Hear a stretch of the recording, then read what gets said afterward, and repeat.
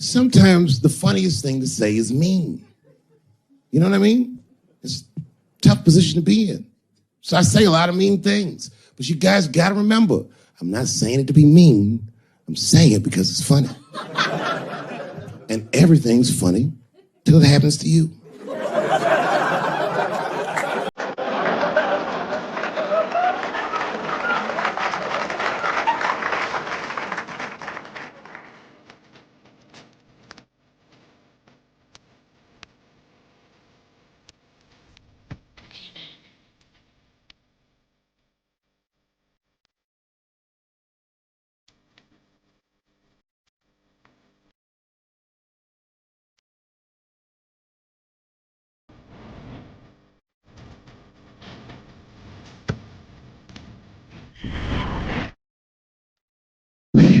Well, it's the last show. Here we are, Los Angeles, the world capital of rape and dick breath. The fuck has been going on out here? Keeps getting worse. But just when you think it can't get worse, they got Charlie Rose today.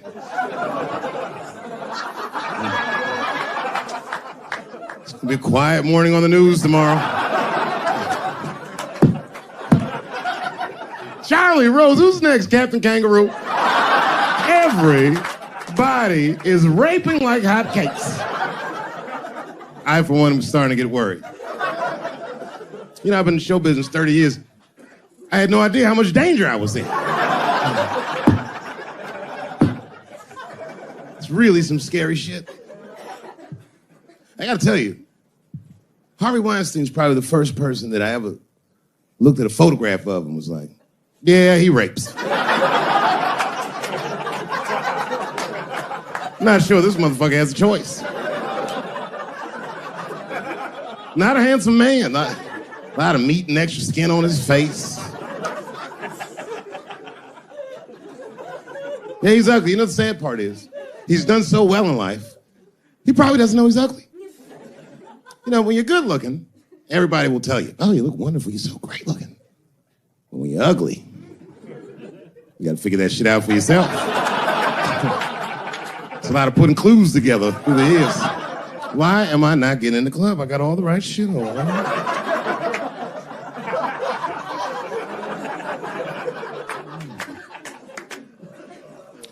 Because if it was Brad Pitt doing that shit, he wouldn't have heard a peep. The girl would just come back down like, I got the part.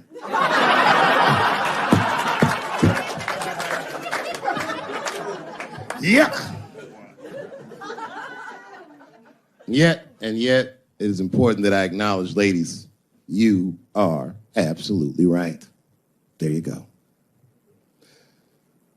They gotta all be mindful of that, guys, because this could happen to any of us. It could happen to me. I can see that. I can see myself showing up. Hi, I'm here for my 3 a.m. with Mr. Weinstein.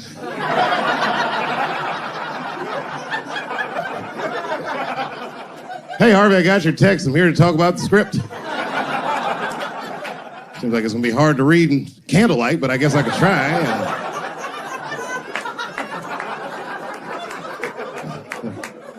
Sound like a fucking nightmare. Could you imagine that shit? Could you imagine if you was in a business meeting and a motherfucker pulled their dick out? In the middle of the meeting, I'd be like, yo, my man, this is the most unprofessional shit I've ever seen in all my days.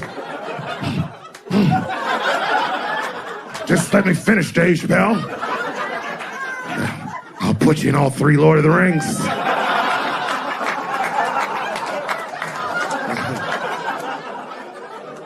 Hurry up, nigga. I have other meetings to do. I have a 4:30 a.m. at Brett Ratner's house. And, I believe it's wardrobe fitting.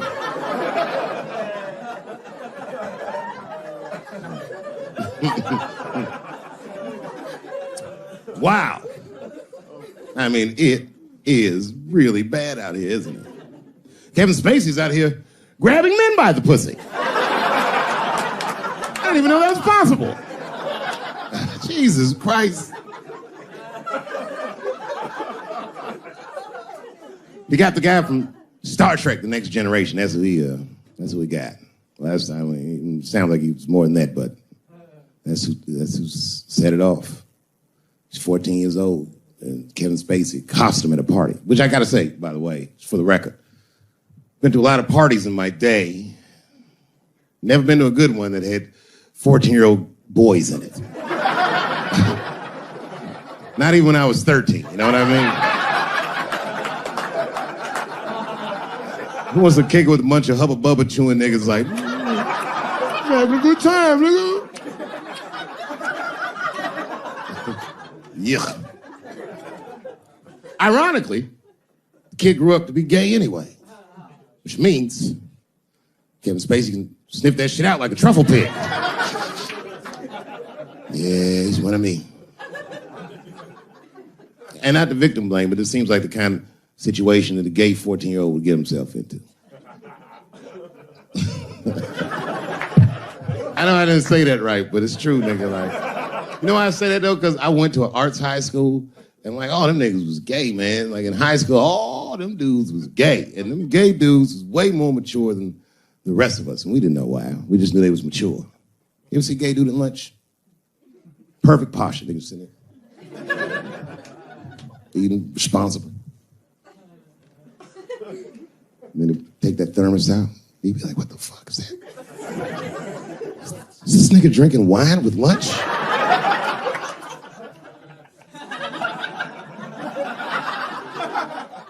We didn't know what it was. Because we were young boys, we were just trying to figure out who we were. And we didn't realize these gay dudes was fighting to be who they knew they already were. Some impressive shit. They were fearless, the gay kids. Fucking fearless. I've never seen a scared gay dude in my life. What kind of man has no fear? You could be tied up in a hostage situation with a gay dude. Them niggas would still be like, I'm thirsty.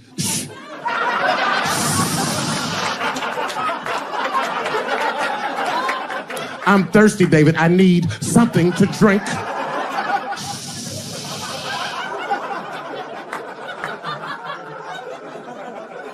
Well, then shoot me. I would rather die of a bullet than dehydration, nigga. I am thirsty. I need some water.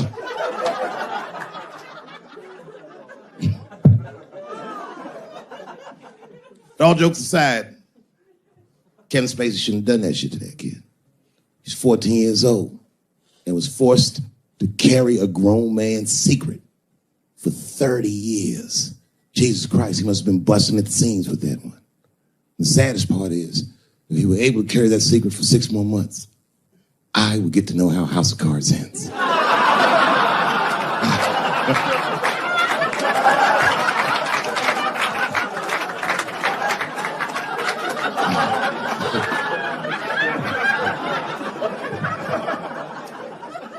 Yep, ladies and gentlemen, these are dark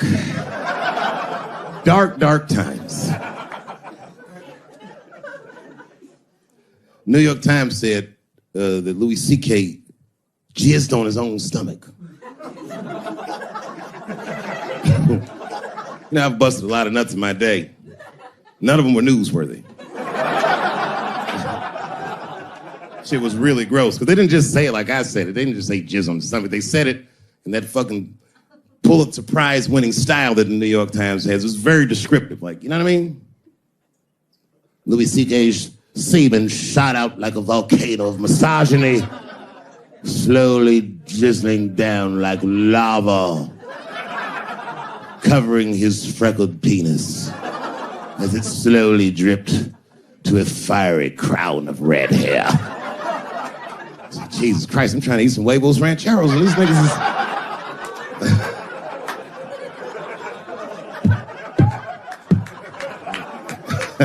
You know, the tough part, being a comedian, knowing the motherfuckers, everybody comes up to me like, did you know? Did you know what Louis was doing? No, bitch, I did not know. The fuck you think we talk about at the comedy club? Hey, nigga, how was the weekend? Great, man. I was just jerking off in faces and coming on my own stomach, having a good time. You know how this business is. No, I didn't know. They act like we sit around like Grease. Tell me more, tell me more. Then she put up a fight. Dun, dun, dun, dun. Dun, dun, dun, dun, dun, dun. Sorry, I don't know the choreography, but you get the point. You get the point. She was intense. But Louis was like the turning point. I mean, all these allegations are terrible. Louis was the only, I shouldn't say this, but fuck it. His allegation was the only one that made me like laugh. If you think about it, because all his friends is reading it and he's jerking off and he's surprising people. He's surprising me.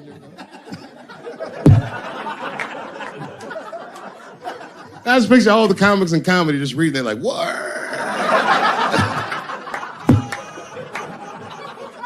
It's terrible. I know it's terrible. I'm sorry, ladies. You're right. You are right. But at the same time, I mean, you know what I mean? I don't know. Jesus Christ, they took everything from Louis. I was like, I don't know, it might be disproportionate. I can't tell. This is like where it's hard to be a man. One lady said, Louis C.K. masturbating in front of me ruined my comedy dreams. Word. Well, then I dare say, madam, you may have never had a dream. Come on, man, that's a brittle spirit. That is a brittle-ass spirit, nigga. That shit is too much. It's a grown-ass woman. You know what this shit is like? It's like COINTELPRO. You know what that is?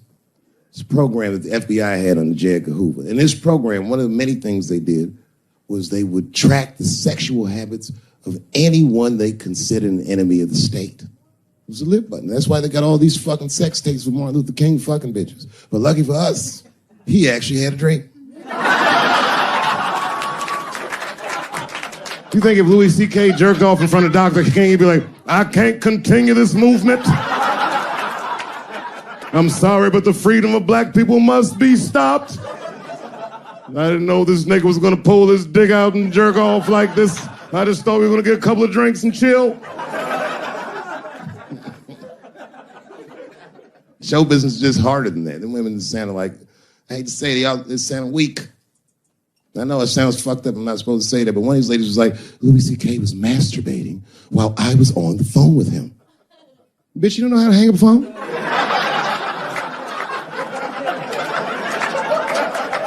How the fuck are you going to survive in show business if this is an actual obstacle to your dreams? I know Louis is wrong, ma'am. I'm just saying I'm held to a higher standard of accountability than these women are. Don't forget who I am. Don't forget what I am. I am a black dude. And don't ever forget how I got here. My ancestors were kidnapped. I don't even know where the fuck I'm from. They were put on the bottom of boats. They sailed them across the Atlantic. Many of them died. Only the strongest survived. And once they got here, they beat the humanity out of my people. They turned us into beasts of burdens. They made us do their work. And the irony is, hundreds of years later, they called us lazy. We fought in the Civil War. We damn near freed ourselves. And then in Reconstruction, black people did great. My great-grandfather was a very wealthy man. But then the black coats came, Jim Crow came, and there was 100 years of unspeakable oppression again. Lynchings, all kinds of terroristic acts to keep us in the margins of society. And yet we still fought. And Dr. King was born.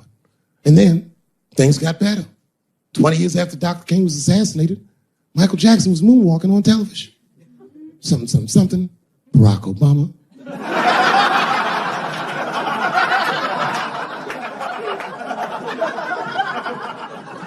Donald Trump, and now here we all are. 400-year nightmare. Took us 400 years to figure out as a people that white people's weakness the whole time was kneeling during their national anthem. That's a brittle spirit. That's right, nigga. On the rock, it's regular. Ah! Ah! What are you doing, nigga? Stand up!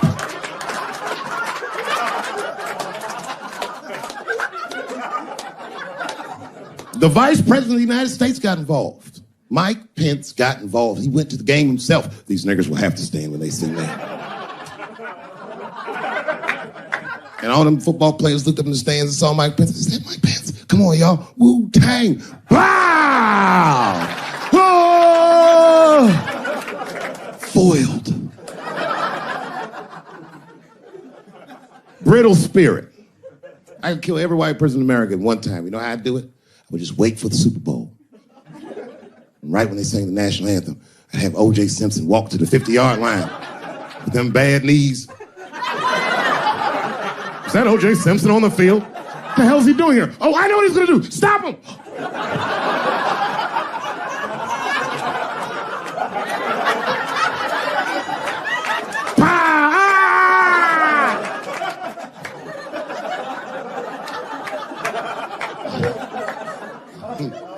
You gotta man the fuck up, y'all.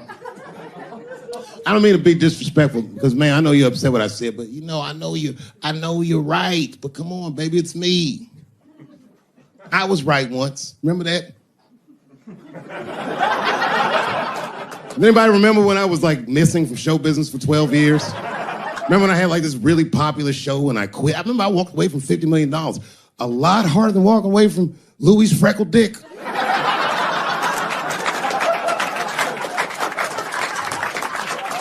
I didn't know that I'd ever work again. And yet here I am tonight. Did my dream die? No. I remember that shit. You don't remember that when I quit my show? Remember I went on the way out the door, I said, something's wrong in Hollywood. I believe they said I smoked crack. That's right, I remember. Remember they called me crazy. So really, you know, you're right, ladies. Congratulations. Enjoy it. And they're coming for you, bitches. They're coming for you. One person that's uncomfortable, you know who's the most uncomfortable motherfucker in the room? The nigga that's right. I was right at an orgy once. Nobody fucked me. I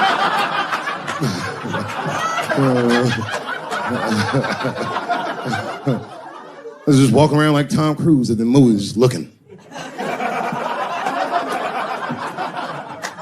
And ruin the whole orgy by accident.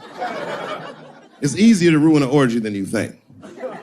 All you gotta do is wait for it to get kind of quiet and then go, ew.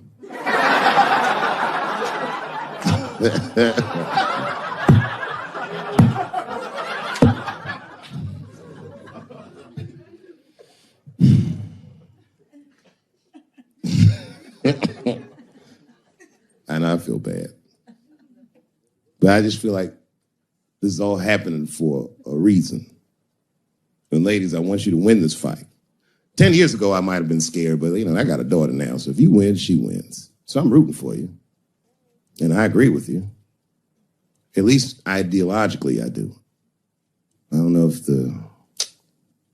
you're doing it just right, but I mean, who am I to say? I don't think you're wrong. I just think that you can't make a lasting peace this way. You got all the bad guys scared, and that's good. But the minute they're not scared anymore, it will get worse than it was before. Fear does not make lasting peace. Ask black people. And that's what it is.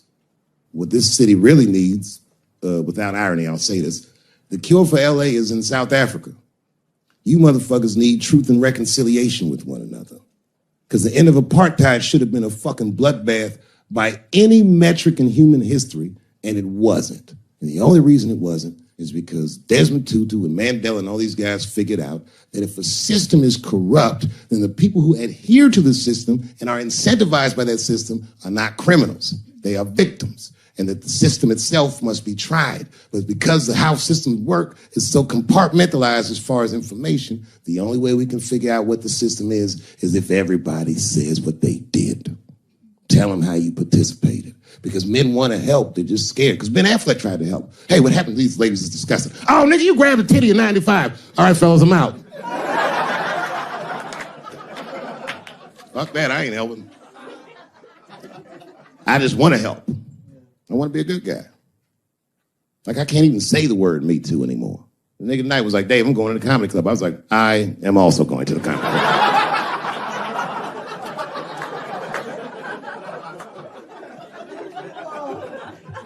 And I didn't even know it was happening, but I guess I became like a feminist in the last 3 weeks because I can't watch porn the same. Like, I watch it sometimes, but I can't click on these motherfucking thumbnails, not with those titles. Guy crams young girl in the ass with hard right. I can't click on that. Come on, nigga, give me something I can click on. Dude gets sucked off by a midget. Little person, I say to myself. Takes me hours to find one clip. What the hell is this? Marginally groomed feminist enjoys consensual sex with vaguely homosexual guy with penis the same color as mine. Click.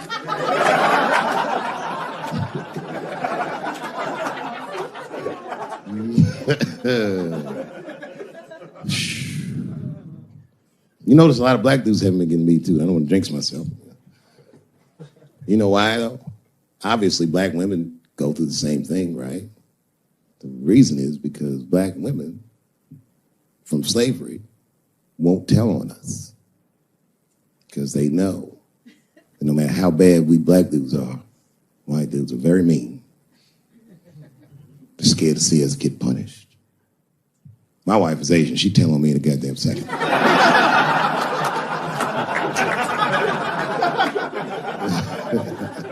Ain't no fucking up in the Chappelle household. And the wildest shit about it is I live in Trump country. I live amongst the tiki torch whites, poor white people. And I'm rich. If it's ever pitchfork time, nigga, I'm in a lot of trouble. And nobody in my family believes me. I be trying to tell the kids, man, we gotta run these drills. They're like, we don't want to run your stupid drills. Too bad, son, you have to. Tiki torch whites come upside, what are you guys supposed to do? Come on, Dad, what are you guys supposed to do? Squint our eyes and stand next to mom. That's right.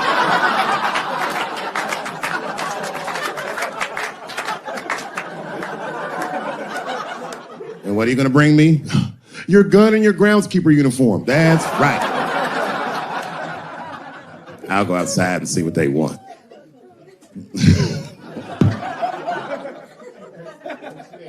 It is wild, bro. Where you from, man? Where you from? New York. You from, what, Manhattan? Brooklyn. You are from Brooklyn, aren't you? You look like you can rob somebody with a hammer.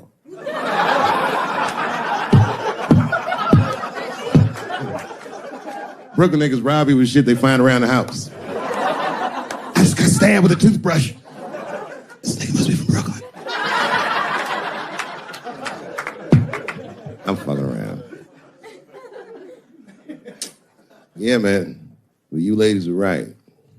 To be honest with you, your lives look terrifying to me. They do, man. I know nothing about being a woman, but I know fear. Yo, I used to live in New York when I was 17. And I couldn't even pay my bills. You know what I did to make money? I used to do shows for drug dealers that wanted to clean their money up. And one time I did a real good set, and these motherfuckers called me in the back room. They gave me $25,000 in cash. I was probably 18 or 19 years old. I was scared.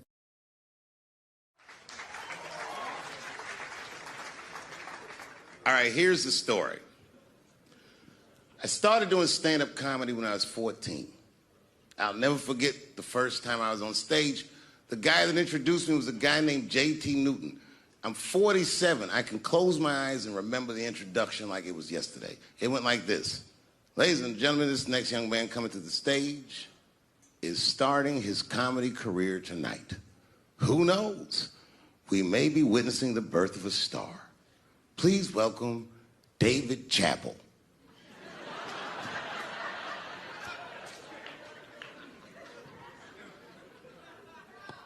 From the first time that I ever held a microphone, I was sure this was it. I knew I was home. I knew I had found my thing. And my God, man, I was a child. I got good. Matter of fact, I was good from the moment I started. And I'm not saying this to be a braggart. I'm telling you the truth. These old niggas was in awe of me. How is this little boy so poised? They used to say. I was. I mean, you know, I got better, but it started out good. About a year into it, when I was 15 years old, I had written a joke during the AIDS epidemic about having a Goodyear condom. Something, I don't even remember the joke. Something about an industrial strength condom by Goodyear. I just remember all the comedians really liked that joke. And there was an older comedian. And he came to me one night after the show, after he saw the joke, and he said, listen, I got an audition at another comedy club, and I was wondering, do you mind if I do that joke? I just want to borrow it. Now, I'm a kid. I don't know any better. I'm like, borrow it. Well, I guess, sure, if it'll help your career. I let him do the joke. And then weeks later, I was waiting to go on in a comedy club, and he went on before me, and he did the joke. And after the show, I pulled him aside, and I said, hey, man, I don't mind you borrowing my jokes, but you got to give them back. He said, oh, I forgot to ask you. He goes, let me buy that joke from you for $50. And I said, man, I'd do it, but I'm just starting out. I need all the material I can get. The idea being that the more material I can accumulate, the faster I'll be able to make money for my work. I said, I can't do it. I want my joke back. I'll never forget this. Remember, I was a 15-year-old child. This guy was a grown-ass man. He stood up over me so I could see how big he was. And he said to me, really? I can just take it. And he did. I got scared because I was a child. But I never forgot that. I never forgot that. I was 15 years old. I'm 47 now. I think about this guy all the time. When I look at my own kids and I see how young and innocent they are, I can't believe someone did that to me. And I don't think about it every day because that was the worst thing that happened to me. I think about it every day because that was the first time that someone ever did that to me. But in my career, it has happened many, many times since where someone would intimidate me or scare me and take something that I believe was mine. I'll tell you another story. Now I'm 18 years old. I'm living in New York City, and I just finished my first road tour, which was a very difficult tour. I'll spare you the details. Now I'm back in New York, but my rent is paid, thank God. And I have $60 to my name, and a woman that I had met in Pittsburgh, a bad Dominican bitch,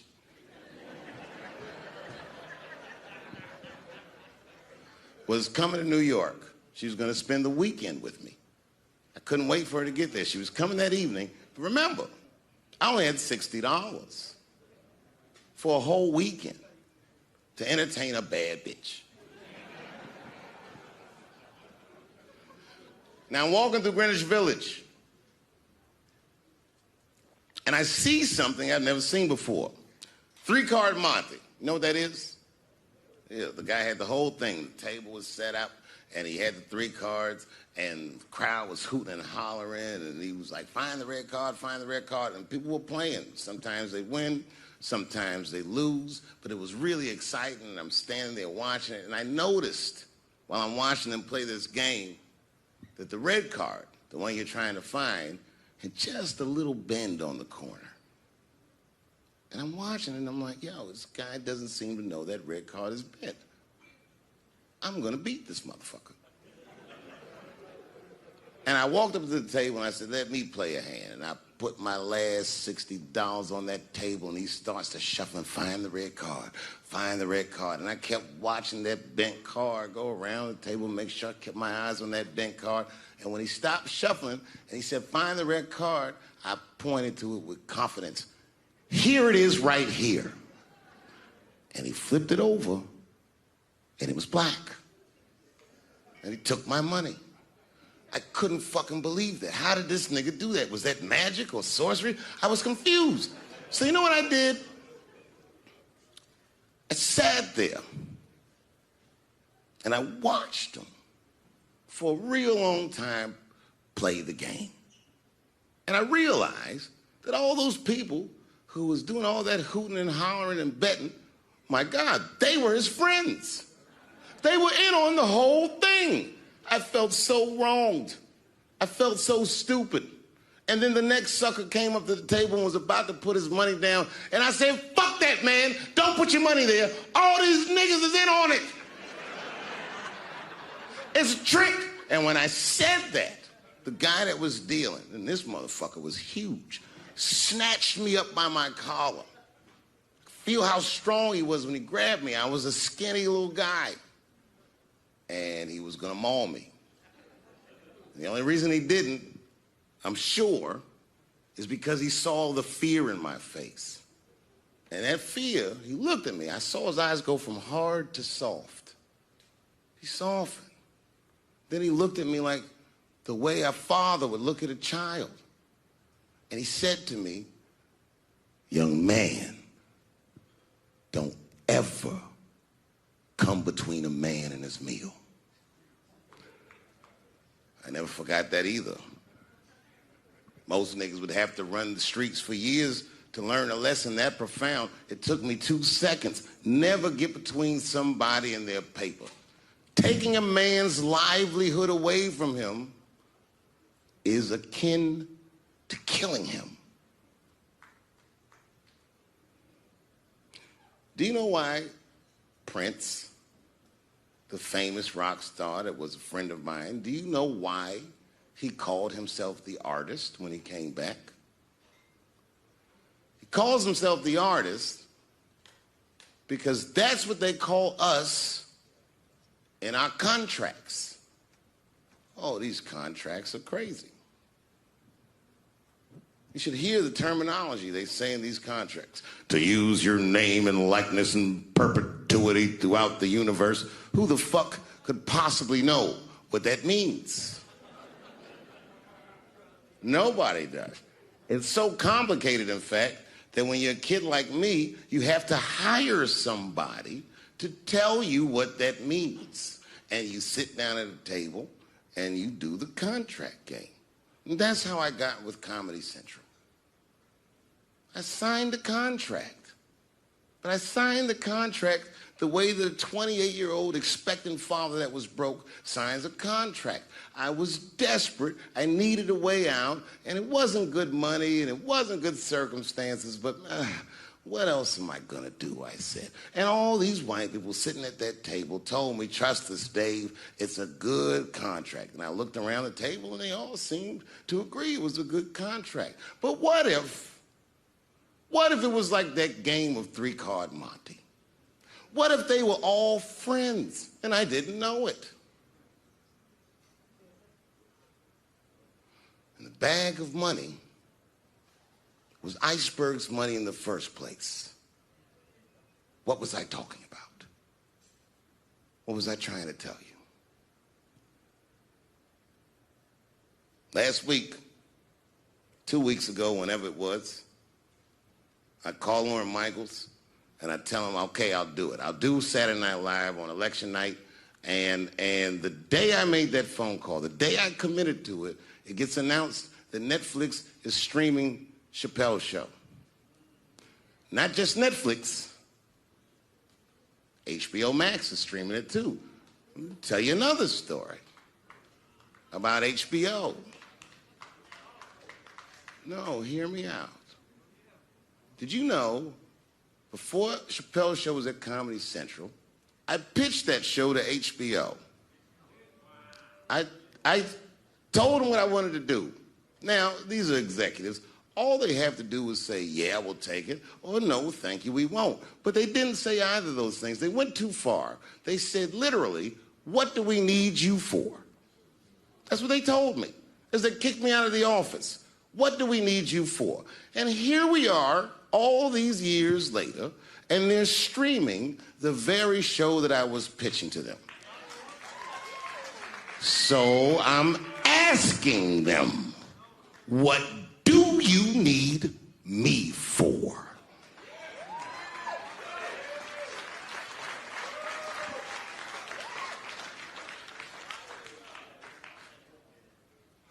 People think I made a lot of money for Chappelle's show.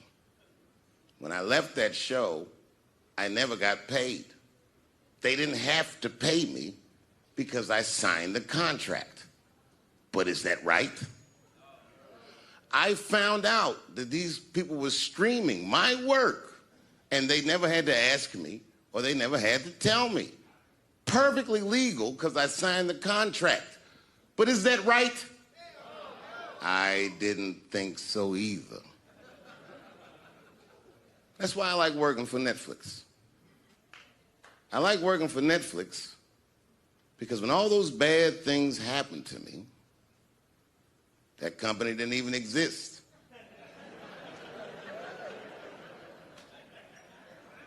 And when I found out they were streaming Chappelle's show, I was furious. How could they not know? So you know what I did? I called them and I told them that this makes me feel bad. And do you want to know what they did? They agreed that they would take it off their platform just so I could feel better. That's why I fuck with Netflix, because they paid me my money, they do what they say they're gonna do, and they went above and beyond what you could expect from a businessman. They did something just because they thought that I might think that they were wrong. And I do. I think if you are fucking streaming that show, you're fencing stolen goods. They stole that from me. They just took it. And I'm not up here trying to tell you guys that I believe that Comedy Central gave me a raw deal just because I'm black. I believe that they gave me a raw deal because this fucking industry is a monster. It's the same monster that these Me Too bitches was trying to tell you about. But they hate the monster for how it fucks. And I hate that monster for how it eats. But my God, man, it's the same monster. When I quit the show, all my friends would say, well, fuck them, Dave. Why don't you just do Chappelle's show at another network? Yeah. And why doesn't a slave run from one plantation to another plantation because the master over there might be nicer?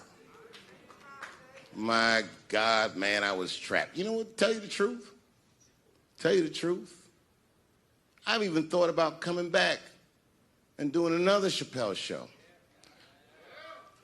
Well, but if I do, I can't call it Chappelle's show because my name and likeness is being used by them in perpetuity throughout the universe. It's in the contract.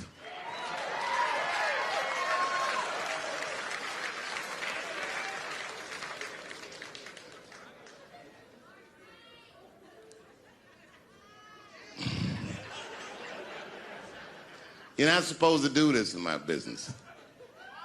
I'm up here doing something that nobody else in this business has the balls to do. I'm telling you something that you need to know. I'm trying to explain to you what you're seeing. You don't understand what you're seeing. I am publicly flogging a network. And I know that this network niggas, they watching me and they saying, why are you doing this so publicly? Doesn't feel good to be flogged publicly. Oh, believe me, I know. I know exactly how that feels. When I quit my show, they said I was crazy. What was crazy about it? I just didn't want to do it anymore. They said I smoked crack. That's impossible. I was a devout Muslim. I didn't smoke or drink. But I do now, bitch, because you ruined my fucking life. Now it's their turn. This is their first nigga lesson, and I'm honored to give it to them. They're gonna pay me for this show. I called my agent. I said, is there anything I can do about this show? And he said, no. Well, fuck you too then. If you want something done right, I guess you got to do it yourself. So I'm not going to the agents. I'm coming to my real boss. I'm coming to you. I'm begging you. If you ever liked me, if you ever think there was anything worthwhile about me, I'm begging you, please don't watch that show. I'm not asking you to boycott any network. Boycott me. Boycott Chappelle's show. Do not watch it unless they pay me.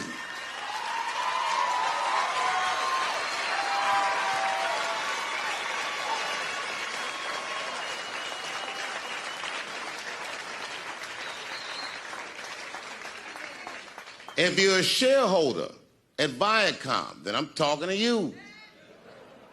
Because all that shit that they do to us, well, they do everything for their shareholders. That's what they told me. So if you're a shareholder in that company, Tell them it's wrong. And if you don't believe that it's wrong, then fuck you too. You should know what's in the hot dogs you eat.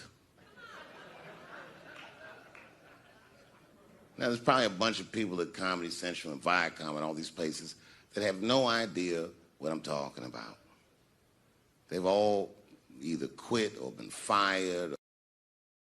I am not saying that to say that trans women aren't women. I am just saying that those pussies that they got, you know what I mean? I'm not saying it's not pussy, but that's like beyond pussy or impossible pussy. You know what I mean? It tastes like pussy, but that's not quite what it is it? It's not blood, that's beet juice.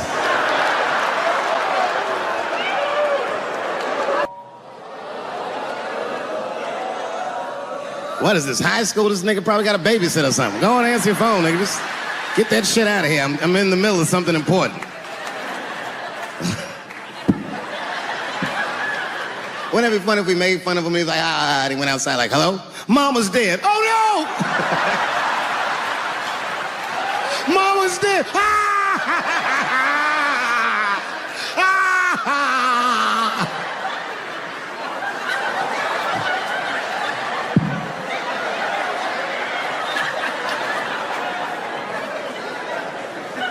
That was a weird timed phone call, wasn't it? It's like his phone is gay.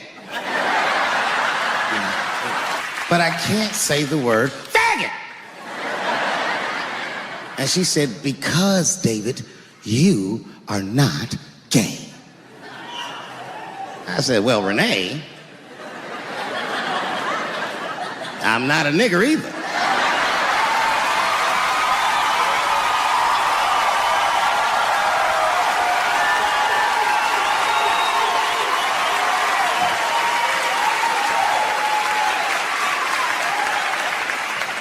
But you see, what I didn't realize at the time and what Kevin had to learn the hard way is we were breaking an unwritten and unspoken rule of show business. And if I say it, you'll know that I'm telling you the truth. The rule is that no matter what you do in your artistic expression, you are never, ever allowed to upset the alphabet people.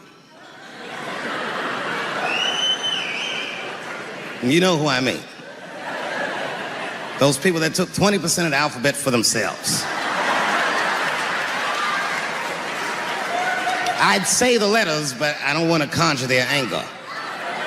It's too late now. I'm talking about them L's and them B's and them G's and the T's. People be surprised. I have friends, all kinds of letters. Everybody loves me and I love everybody. I got friends who are L's, I got friends who are B's, and I got friends who are G's. But the T's hate my fucking guts.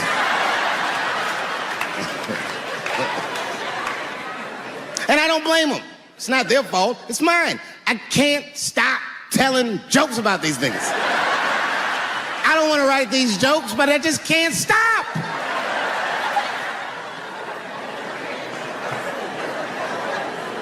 You know, you hear all those letters together all the time, LBGT, LBGT, and you think it's just one big movement. It's not. I would think to say that because they know we know the law.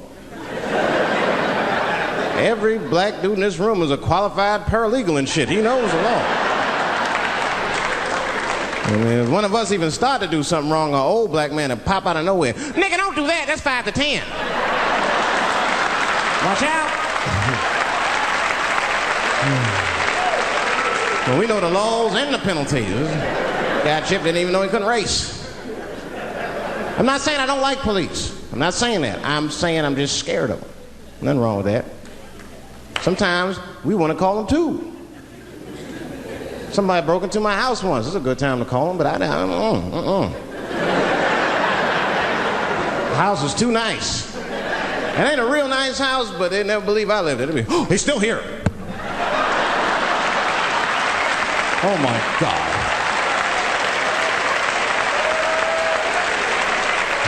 Open and shut case, Johnson. I saw this once before when I was a rookie. Apparently this nigger broke in and hung up pictures of his family everywhere.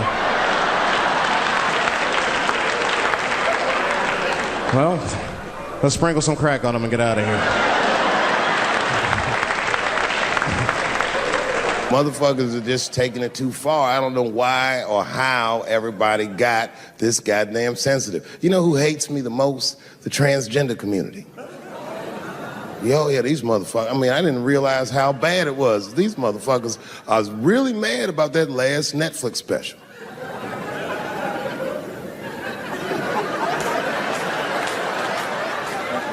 It's tough, man. I don't know what to do about it because I like them. I always have. Never had a problem with them. You know, just fucking around. As a matter of fact, I think I make fun of everybody. And I mean, as a group of people, they have to admit, it's kind of fucking hilarious, man. I'm sorry, bro. It's like, I've never seen somebody in such a hilarious predicament not have a sense of humor about it. They're born feeling like there's something other than they're born as, and that's kind of funny, you know? I mean, it's funny if it's not happening to you. It's like that white black bitch that's in the news all the time. Rachel Dolezal. She's a white woman, but then she dressed up like a nigga and shot her way up to the very top of blackness. And I always wanted to meet her just so I could understand. I just wanted to like have dinner with her so I could just look in her eyes and call her a nigger to her face. The fuck is that bitch talking about? I identify black. That is trans talk, lady. Stop biting. Stop biting. There's a big difference between her and a trans. The difference between her and a trans is I believe transgenders. I don't understand them either, but I know they mean what they say. Them niggas cut their dicks off. That's all the proof I need. I've never seen somebody just throw their dick away. Don't need it.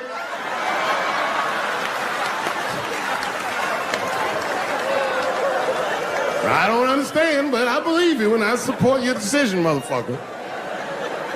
But how far is Rachel willing to go?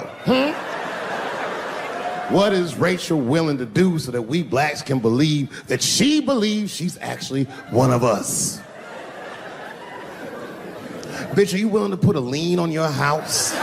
Invest in a mixtape that probably won't work out?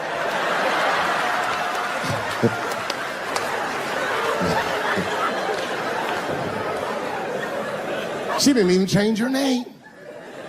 Didn't even change her name. Her name is Rachel. I can't believe in that name.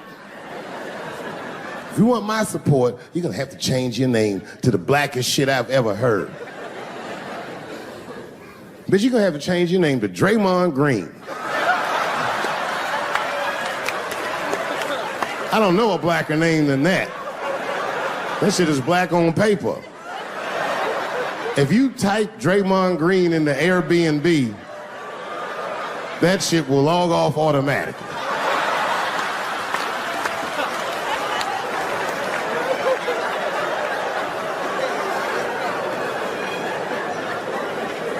You know, people get mad, bro. People get mad about everything I say. I was doing a show. I was in Portland, Oregon. And I was checked in a hotel under the name Charles Edward Cheese.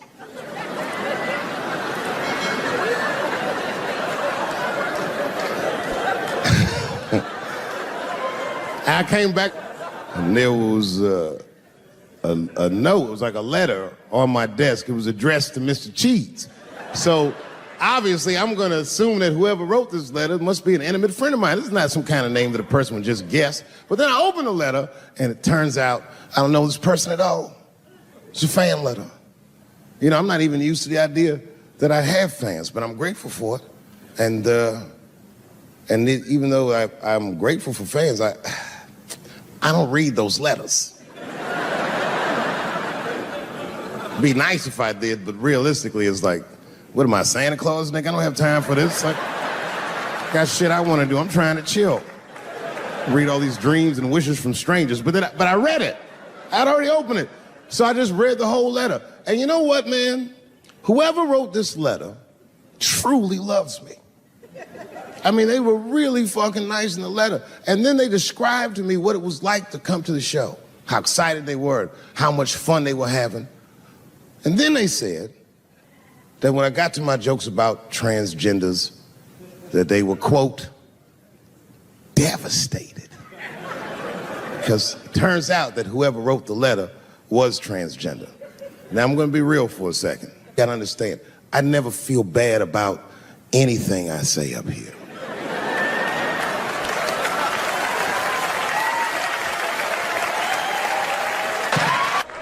Oh, you know, that's that whole brutality thing. See, that's common knowledge now. There was a time when only minorities really knew about that. I'm not going to say white people didn't believe us, but you were a little skeptical. You were a little skeptical. I mean, I don't blame you. And then Newsweek printed it, he knew it was true. And then the Newsweek, white people were like, oh my God. Honey, did you see this? Apparently the police have been beating up Negroes like hotcakes. It's in the May issue. I mean, really, how could you know, though? How could anyone else know? You know. I mean, maybe you should have seen something a little suspicious. Don't you think it was like a little suspicious? It's a little suspicious. Every dead black person the police find has crack sprinkled on them. I mean, come on, man. Come on, man. Who gets shot and sprinkles crack on themselves? Nobody would do that. Bam! Oh!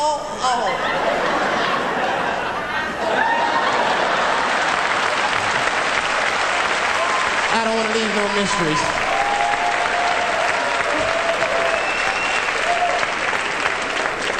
But I'm a paranoid guy, you know, that's how I am. I'd be scared to call 911 for anything, even if it's like a fire or anything. Because they tape those phone calls. I see the shows, they tape them, and then they play them on television. That's fucked up. Now, I'll say anything if I'm scared. That shit is private, you know what I mean? What if I get killed? They start playing that 911 tape on the news, I'm dead, I can't explain myself to my buddies and shit. We watching the news. We have Reg Chapman on the scene. Reg, what's going on out there? It always takes a guy on the scene a minute. Hi, Bob. Hi, yes. We just got hold of a copy of Dave Chappelle's Frantic. 911 emergency call. Remember, viewers, some of this language is disturbing.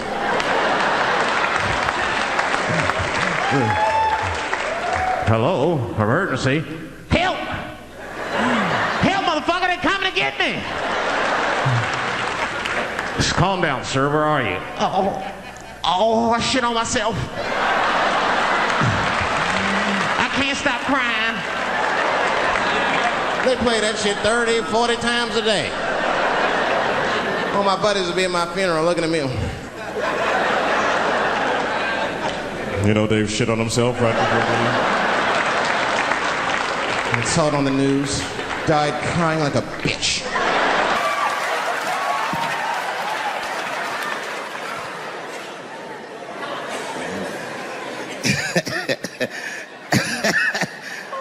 Like I was saying, my guess is the G's are driving that car.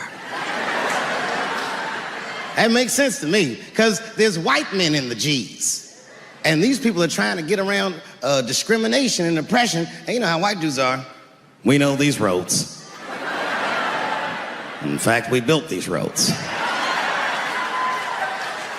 The rest of you buckle up, we'll get you to where you want to go. So the G's are just driving the car. Of course, next to the G's in the passenger seat is the L's. Everybody likes the L's, except for the G's. I don't know what that's about. I just know the G's don't like them that much.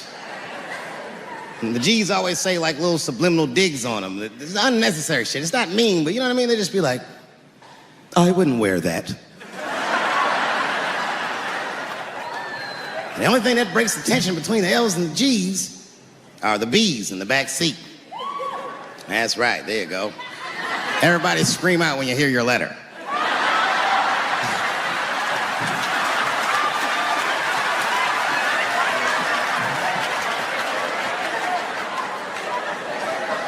If it's one thing that the L's and the G's agree on, is that the B's are fucking gross. They seem greedy to the L's and the G's, you know what I mean? They're just sitting in the backseat like, yeah, man, I'll fuck anybody in this car. What's going on, man?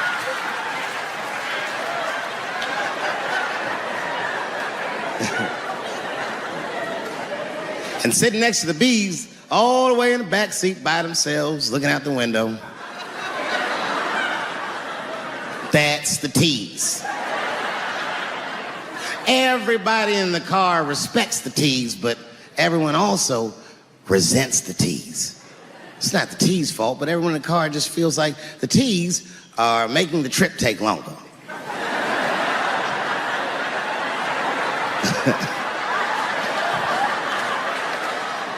Anything the T's say gets on everybody's nerves. And then the T's don't even say anything bad. They just be in the back talking to themselves.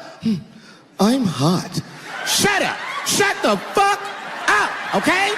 Just roll the window down, you bitch. I don't know what you... What? Just said I was hot. Could you pull over at the next exit? I need to use the restroom. There is not a restroom for you for 4 states, nigga. Will you just shut the fuck up so we can get where we're going?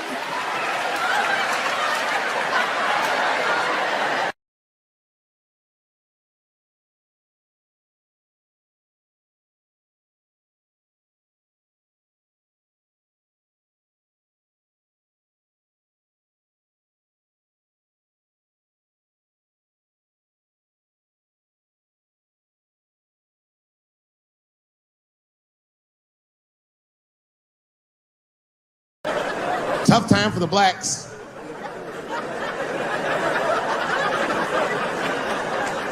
These are not good times for the blacks. I don't know if you know what I'm talking about, right? Police are killing us again.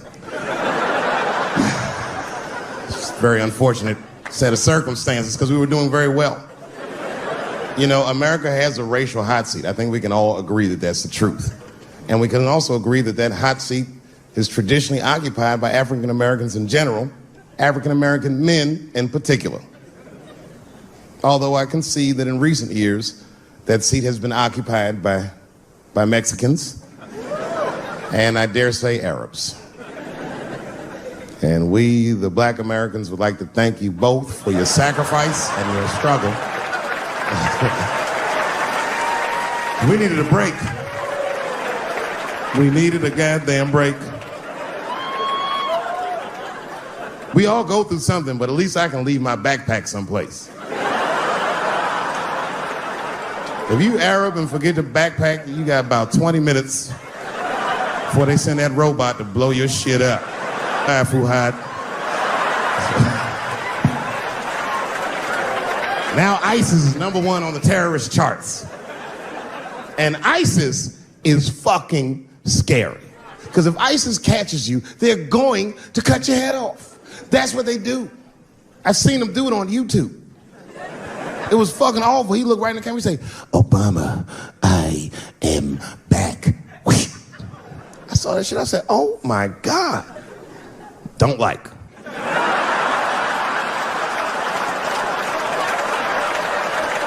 How is this guy cutting people's heads off on YouTube? I can't even post a dick pic, and this motherfucker is decapitating people. I'm gonna have to change my settings. You know, everyone has it hard, but I think harder than black people and harder than Arabs and harder than Mexicans, you know who has it the worst? Fat black people.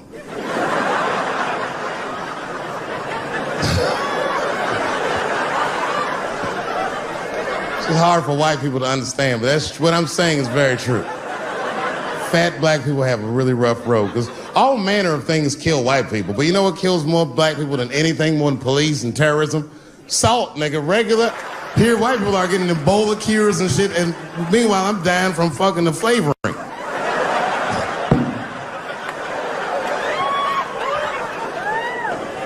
Look, honestly, I'll stop talking about it. Let me say this, though. Let me just say this. Can we all just say that we've seen it coming? Were you surprised? It's like when that guy threw that banana at me. Do you think I was surprised. Hell no. I've been in show business 30 years. I was expecting this banana. I knew one of these nights, it's like somebody gonna throw a banana at me one of these nights, niggas. Because that's how it starts, with the name calling. Like that Paula Deen. Remember Paula Deen got fired from the Food Network? If you know anything about show business, it is really hard to get fired from the fucking Food Network. And they dropped that bitch like a hot potato. All because she called somebody an N-word 30 years before she had a show. I don't know who she said it to, but whoever it was just looking at her like, I'm gonna get you for this bitch. That shit came back 30 years later like a Bill Cosby rape and sunk a battleship.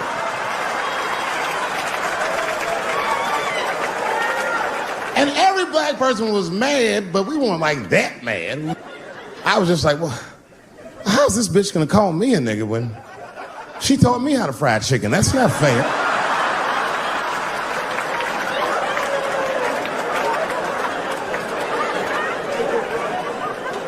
I think Donald Sterling shit was more serious. Remember Donald Sterling? He used to own the Clippers, and then he got caught on a secretly recorded tape saying some very unsavory things about African Americans. And there's a lesson in that for all of us. The lesson is, if you are old and white and racist in this great country, whatever you do, don't tell your black girlfriend about that shit, because that's who made the tape. She recorded all that shit, and the tape was terrible. He was like, stop bringing these black guys to my games. First, we're all confused, like, well, how the fuck are you gonna have a game without us? But it turned out that the black guy he was speaking of was none other than Magic Johnson, the billionaire. Unbelievable. Never even mentioned the fact that he had AIDS, which is... This guy must be really racist if AIDS is the footnote. Well, you gotta be careful, baby. He got the old Ebola.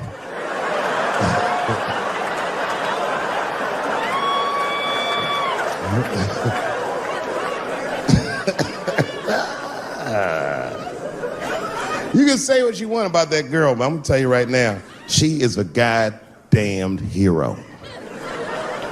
Because you might have thought these things were happening before, but now you can see it all in front of you without a shadow of a doubt. That shit actually went down. She sucked that old guy's dick. She really took one for the team on that one. That's really gross. This dick is like 80 years old. It's like tasting history. Like 5 wars on it, civil rights movement, the Great Depression.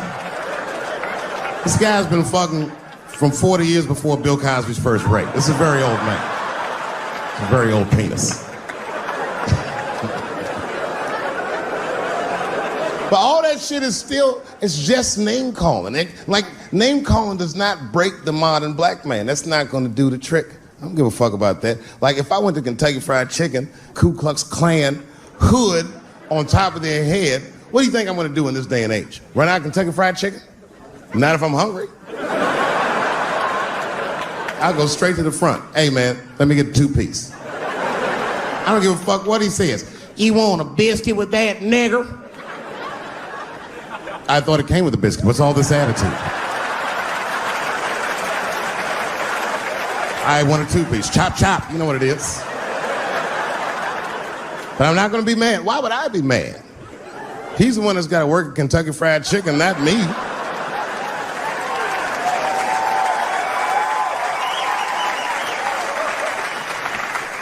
Well, how about this? What if I lived in Austin and I had a white girlfriend? It's possible in Austin. As a matter of fact, some people say it's necessary, but that's not the point.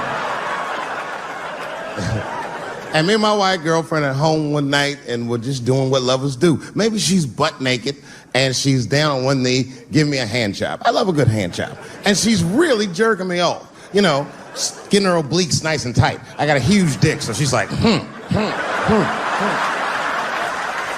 And I'm like, wow, this really feels wonderful. I think I'm gonna come. Nigger. I know, that's a tough one. But what do you think I'm gonna do? Hey!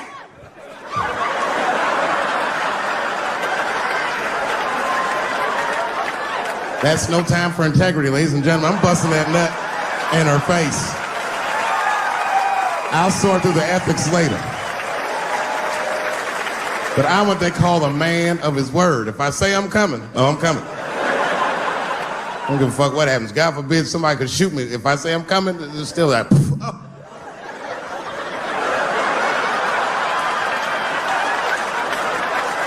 Doesn't mean I like getting shot.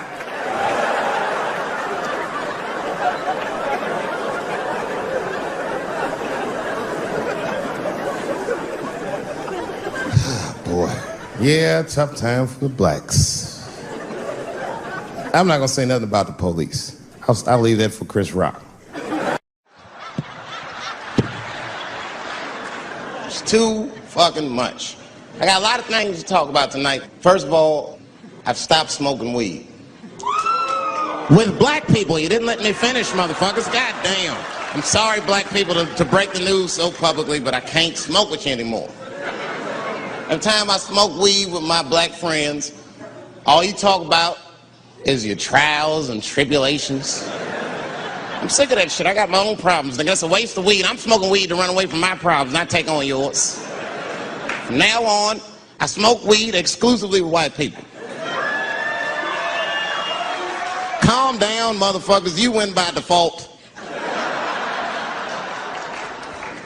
You got good weed conversation. All white people talk about when they get high is other times that they got high. I can listen to that shit all night. Dude, remember at Frank's last week? It's fucking smashed, man.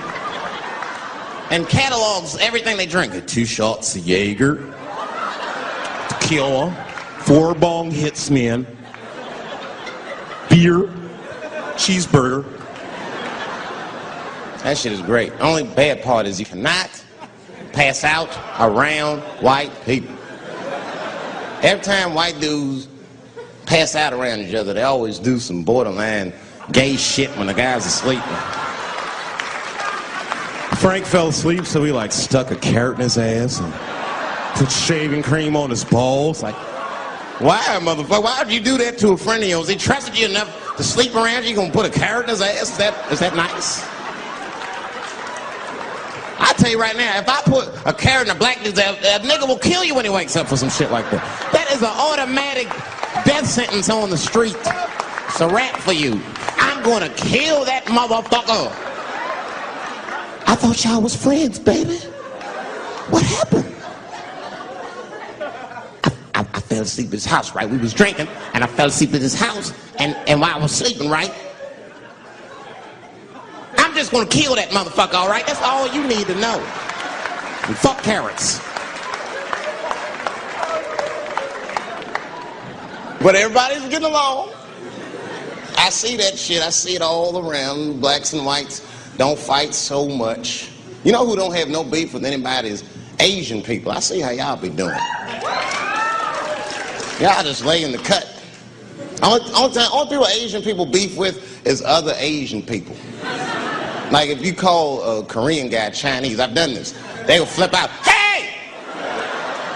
What make you think I'm Chinese? I am Korean. I look Chinese.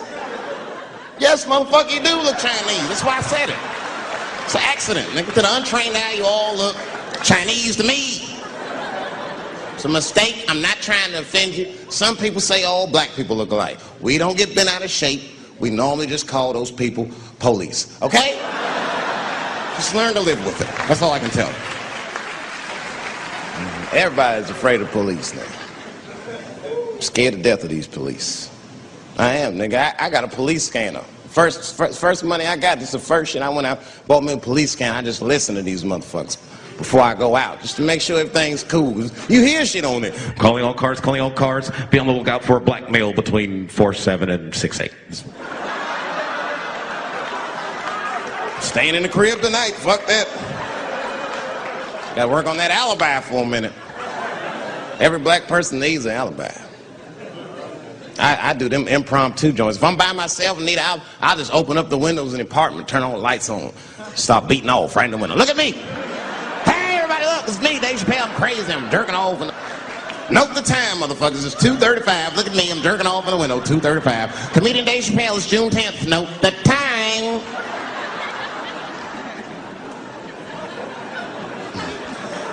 That shit could save my life.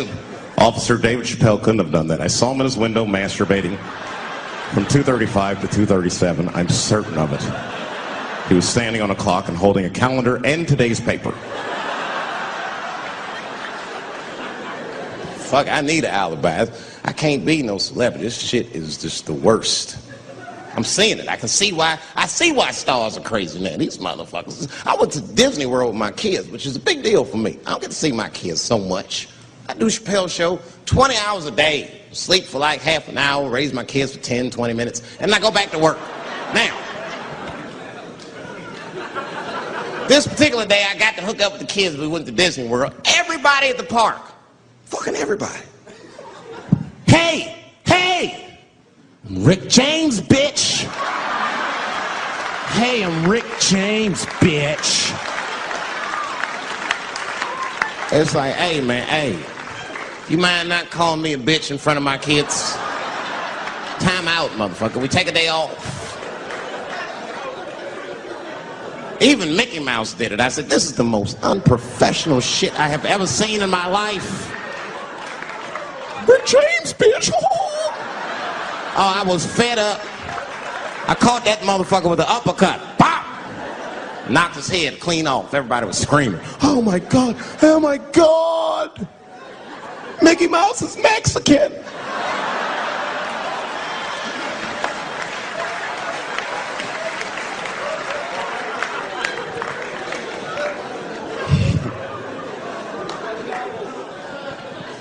I had a terrible time in Disney World.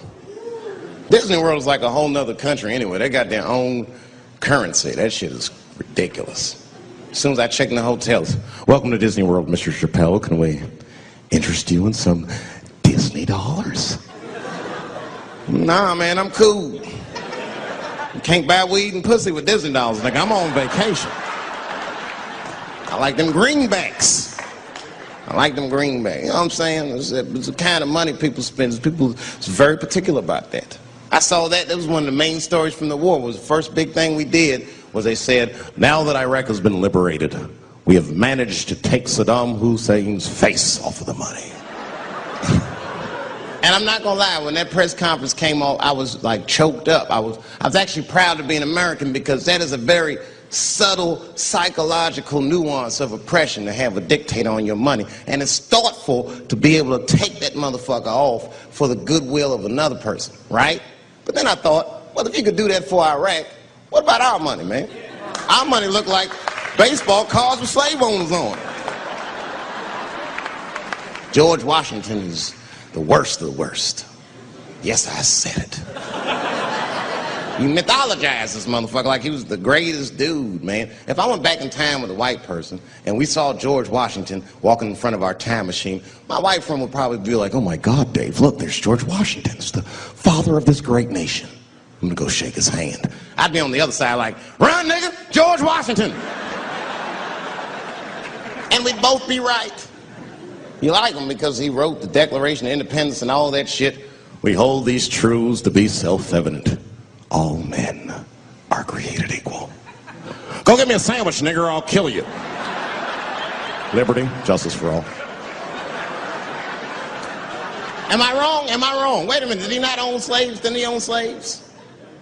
That's all I'm saying. I almost protested the war in the beginning. Almost. Until I saw what happened to them Dixie chicks. I said, fuck that. If they'll do that to 3 white women, they will tear my black ass to pieces. I don't want to hear that shit. Yeah, man, they would. But I'm like, for real, why you care so much what the Dixie chicks say? It's not like they political scientists or nothing. They just bitches that can sing good. You know what I mean? Stop worshiping celebrities so much. Just don't listen, pay attention. I remember right around September 11th, Ja Rule was on MTV. That's what they said. We got Ja Rule on the phone. Let's see what Ja's thoughts are on this tragedy. Who gives a fuck what Ja Rule thinks at a time like this, nigga? This is ridiculous. I don't want to dance. I'm scared to death. I want some answers that Ja Rule might not have right now. You think when bad shit happens to me, I'll be in the crib like, oh my God, this is terrible. Could somebody please find Ja Rule, get hold of this motherfucker so I can make sense of all this. Where is Ja? Guide me, Ja Rule.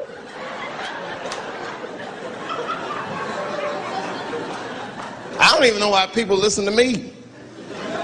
I'll say anything, nigga. I've done commercials for Coke and Pepsi. I don't give a fuck what comes out of my mouth. I just say what it takes. Whatever it takes, that's what I'm saying. If you want to know the truth, can't even taste the difference. Surprise! All I know was Pepsi paid me most recently, so tastes better. It's pretty much how the game goes. I'm just being real, man. There's too much goo-gagging over celebrities. People don't know what's fake and what's real anymore. That's why Bill Cosby got in trouble. Look what happened to Bill Cosby. Bill Cosby said some real shit and the whole world freaked out on him. For what? For having an opinion? Just because he was selling pudding pops for the last 40 years, people forget that he's the nigga from Philly in the projects, and he might say some real shit from time to time. It's not that big of a deal. I spoke at my old high school, and I told straight up, if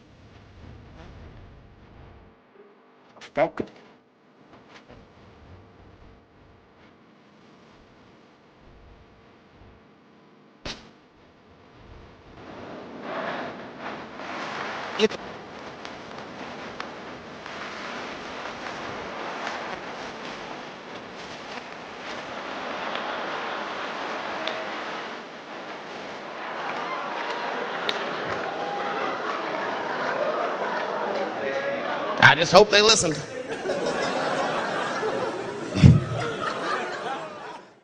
Now, I gotta tell you, and this is gonna surprise some people here, but not everybody. People say things to me all the time, but what you don't know is it does affect me. I think about it. And that one bothered me a lot. I was driving home, couldn't stop thinking about what this woman said because she's not the first woman that said that to me. It's puzzling. You know what I mean? Like, what could I possibly be saying that would make these bitches think I hate women? Couldn't figure it out. So you know what I did? I Googled the dictionary definition of a feminist just to make sure I was talking about the right thing. And do you know, sir, what the dictionary definition of a feminist is? I didn't either. Listen to this.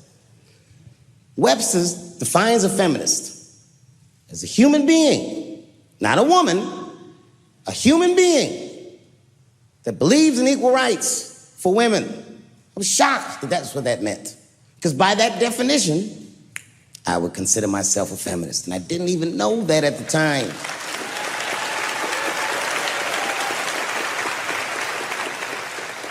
All these years, I thought it meant frumpy dyke.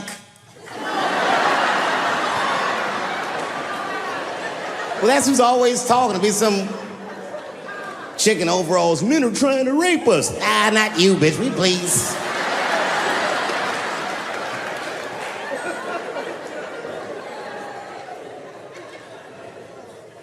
I know. Look, listen. I support the feminist movement. I do, in my own ways. When you guys did the Women's March, I tried to go and support you. And none of my friends would go with me. I asked all the fellas, none of them wanted to go. I tried everything. Come on, y'all, it's gonna be bitches there. They was like, nope. So what I did is I called my friend Ange. Ange is a black woman who's a comedy writer, and she's dope. Matter of fact, she's the only woman that I know personally that pays her ex-husband alimony. And she sounds just like a man when she does it. Fuck that broke motherfucker and all that. She says all that shit. So I hit Ange up, and I hit her on the text. And all I did, I texted her, I said, Ange, are you going to the Women's March? And she texted me back, and this is a real text. She said, I hope those white bitches get tear gassed.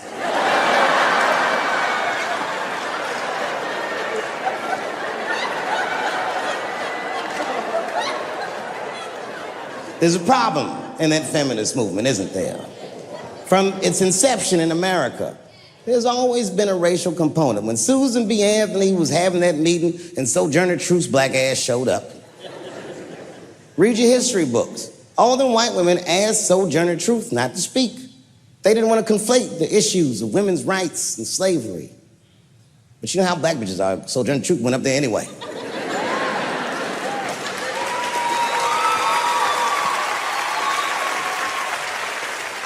She did a famous speech. She said, "Ain't I a woman? Ain't I a woman?" That's right. And listen. I supported the Me Too movement, but the whole time, I thought that the way they handled that was stupid. It was white. It was like,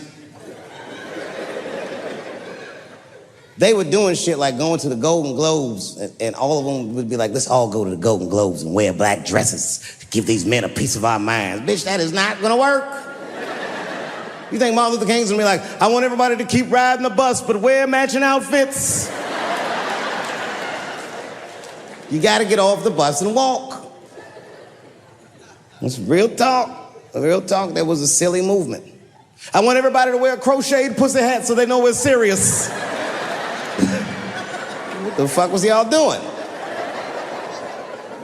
And then I said something about it in one of my specials, and all these women actresses came after me. I said, man, fuck y'all too, you canceled. I ain't jerking off to none of your pictures again. They were like, who is he to tell us anything? I'll tell you exactly who I am.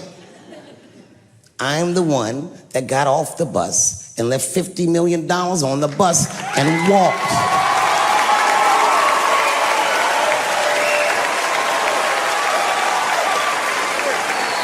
I agreed with these women. I just didn't agree with what they were doing about it. Right. No, it was annoying as fuck. Because if these women were serious, you know what they would have done? They all would have fired their agents. And they would have went to the mailroom of one of these big agencies and found a woman that was busting her hump in there and said, if you want to talk to us, then you have to talk to her. And if they did that, then she would be big and they would be big and nobody would get fed to Harvey Weinstein. But did they do that? No. Was that their idea? No. Surprisingly, it was mine. And what I think the feminist movement needs to be very successful is a male leader.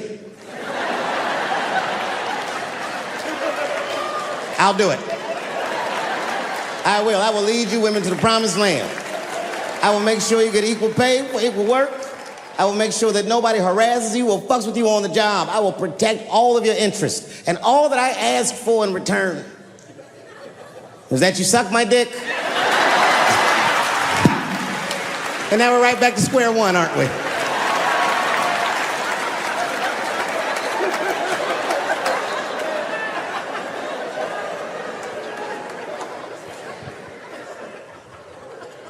And now we get to the core of the crisis.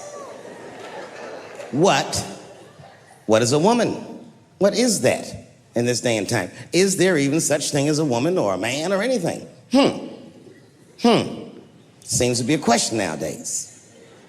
Now listen, women get mad at me, gay people get mad at me, lesbians get mad at me, but I'm gonna tell you right now, and this is true, these transgenders, these niggas want me dead.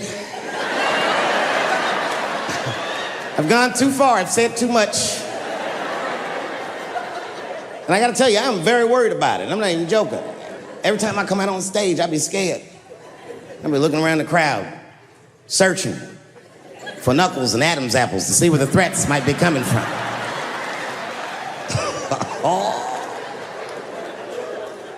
A nigga came up to me on the street the other day. He said, careful, Dave, they after you. I said, what?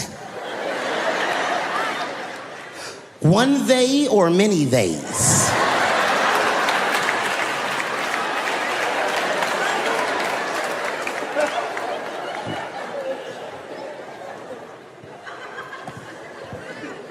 Before I even say anything about that community, you must know, and I hope you all feel the same way, I am not indifferent to the suffering of someone else.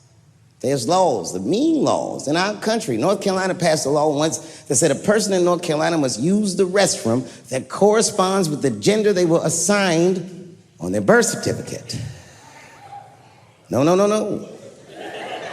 No, that's not a good law. That's a mean law. No American should have to present a birth certificate to take a shit at Walmart in Greensboro, North Carolina, where the baby shot and killed a motherfucker.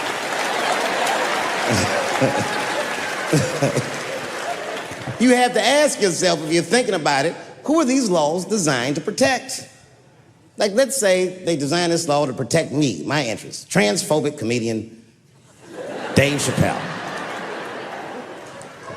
And let's say that I'm in Walmart doing a little shopping with my family. Now, I should tell you, if that ever happens in real life, you should know that my dreams didn't work out. But let's say something goes horribly wrong, and there I am in Walmart with the poor whites rummaging around for mediocre goods and services.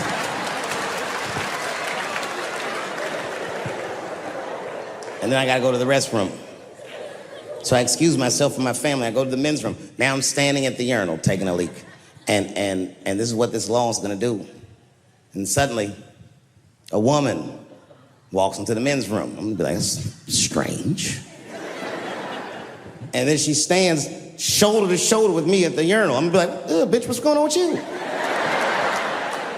And then she hikes her skirt up and pulls a real live meaty dick out. And what do you think I'm gonna say? Thank God she's in here with me. At least now I know my family's safe. No, I'm not gonna feel that way at all. I'm gonna feel very uncomfortable. I would feel better if it was a man with a vagina that backed up to the urinal next to me.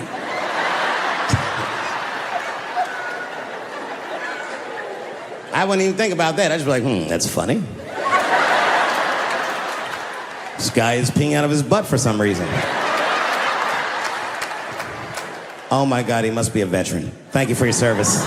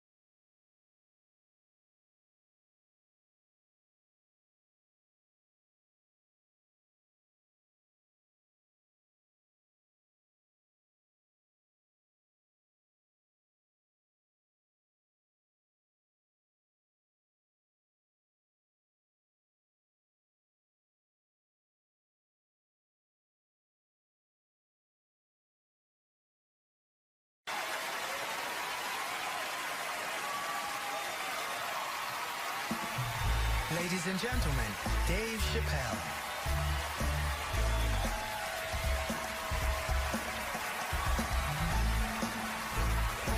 Thank you. Oh boy, I'm very nervous. No pressure. During the civil rights movement, I can't read what's on the teleprompter. Some about black America and white America. There's black Americans and there's white Americans. We're all one America. So if you don't mind, this is not live, is it? I imagine whatever I say, you could just edit it out. Let's try it a few ways. Lou, are you in the booth? I am. All right, good. You know what, Lou? Let's just play around with it and see if we can get it right, get this clip package on, and then let me go home, all right? You got it. All right. Ready? All right, count me in. 5, 4, 3, 2, 1. Wu-Tang. I'm just with you, Lou. Let's do it again. We're gonna do it again. We'll get it right. Here we go, Dave. 5, 4, 3, 2. You know, when I was a comedian starting out in Washington, D.C., right here in this city, 1988, I'll never forget this. It was a comedy club owner that banned profanity from his comedy club. He said it offended his audience, and this was a cause of major concern for all the comedians in the circuit. And we all called a meeting, and we had the owners come, and it was the club owners, and it was the comedians. It was the classic labor dispute. The club owners laid out their case. There cannot be profanity in these clubs because that offends people.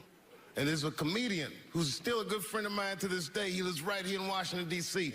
He stood up and he said, he's black, I should tell you, because it's important to the story. He says, I use profanity because I live a profane lifestyle. He says, I don't have an insect infestation in my house. I have roaches.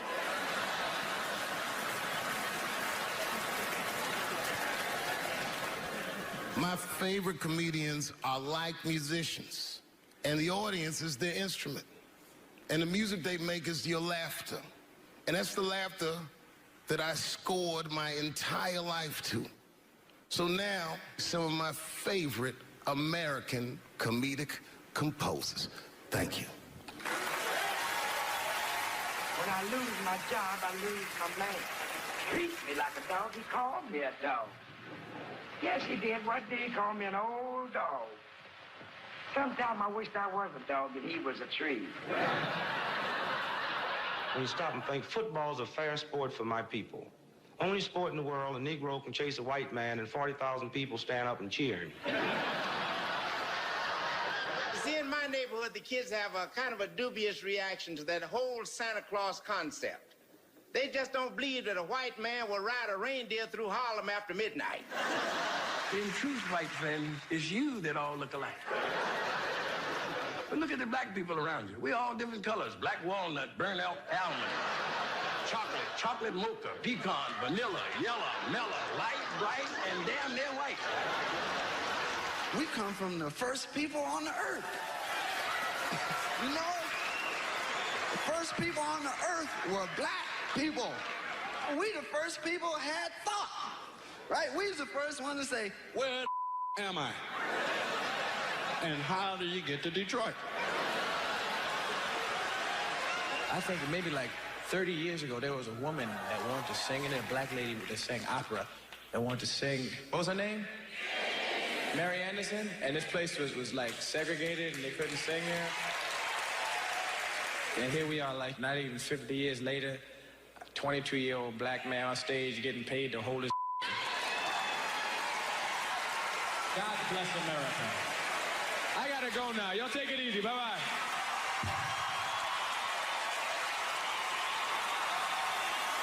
Janelle Monáe, Will Smith, Common, Gladys Knight, and John Legend when we continue.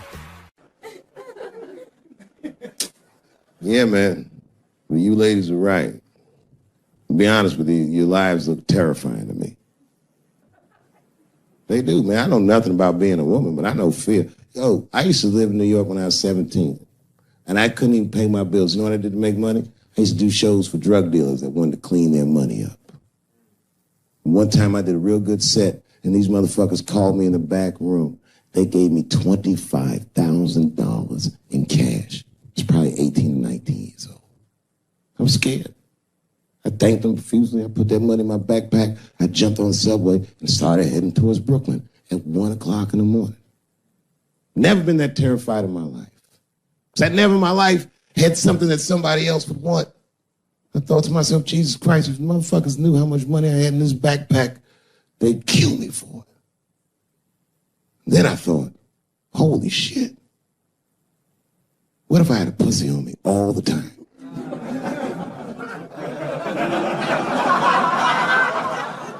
That's what women are dealing with. I'm gonna tell you right now. It's real talk. If them same drug dealers gave me a pussy and said, put this in your backpack and take it to Brooklyn, I'd be like, nigga, I can't accept this.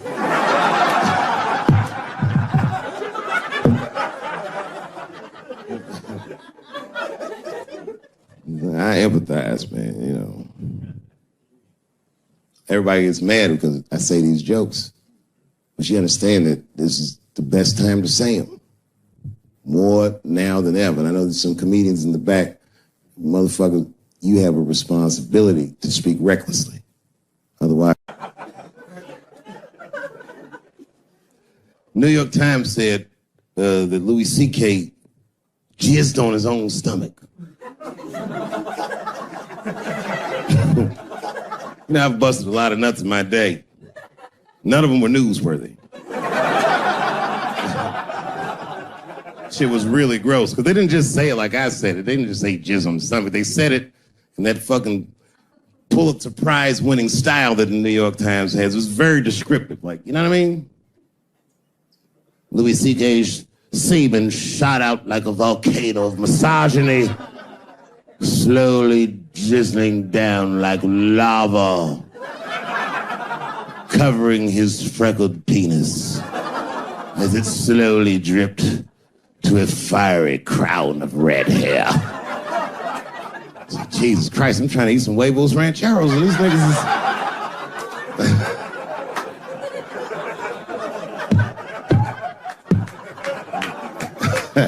And you know the tough part, being a comedian, knowing the motherfuckers, everybody comes up to me like, did you know? Did you know what Louis was doing? No, bitch, I did not know. The fuck you think we talk about at the comedy club? Hey, nigga, how was the weekend? Great, man. I was just jerking off in faces and coming on my own stomach, having a good time. You know how this business is. No, I didn't know. They act like we sit around like Grease. Tell me more, tell me more. Dixie put up a fight. Dun, dun, dun, dun, dun, dun, dun, dun, dun, dun. Sorry, I don't know the choreography, but you get the point. You get the point. She was intense. But Louis was like the turning point. I mean, you know, all these allegations are terrible. Louis was the only... I shouldn't say this, but fuck it. His allegation was the only one that made me, like, laugh. Well, if you think about it, because all his friends is reading it, and he's jerking off, and he's surprising people. He's surprising me.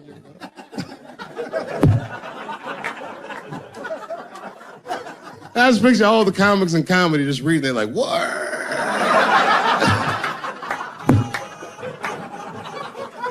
It's terrible. I know it's terrible. I'm sorry, ladies. You're right. You are right. But at the same time, I mean, you know what I mean? I don't know. Jesus Christ, they took everything from Louis. I was like, I don't know, it might be disproportionate. I can't tell. I can't tell. This is like where it's hard to be a man. One lady said, Louis C.K. masturbating in front of me ruined my comedy dreams. Word? Well, then I dare say, madam, you may have never had a dream. Come on, man, that's a brittle spirit. That is a brittle-ass spirit, nigga. That shit is too much. This is a grown-ass woman. You know what this shit is like? It's like COINTELPRO. You know what that is? It's a program that the FBI had under J. Edgar Hoover. In this program, one of the many things they did was they would track the sexual habits of anyone they considered an enemy of the state. It was a live button. That's why they got all these fucking sex tapes with Martin Luther King fucking bitches. But lucky for us, he actually had a dream. You think if Louis C.K. jerked off in front of Dr. King, he'd be like, I can't continue this movement? I'm sorry, but the freedom of black people must be stopped. I didn't know this nigga was gonna pull his dick out and jerk off like this. I just thought we were gonna get a couple of drinks and chill. Show business is just harder than that. Them women sounded like, I hate to say it, y'all, they sound weak. I know it sounds fucked up, I'm not supposed to say that, but one of these ladies was like, Louis C.K. was masturbating while I was on the phone with him. Bitch, you don't know how to hang up a phone?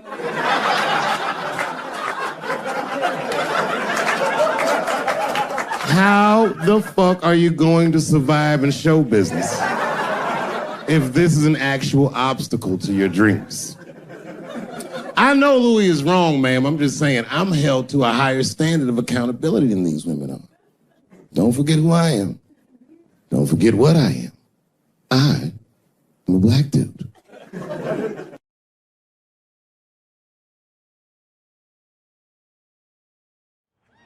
Well, this has been fucking wonderful. I don't know what to say, man. I don't even want this night to end.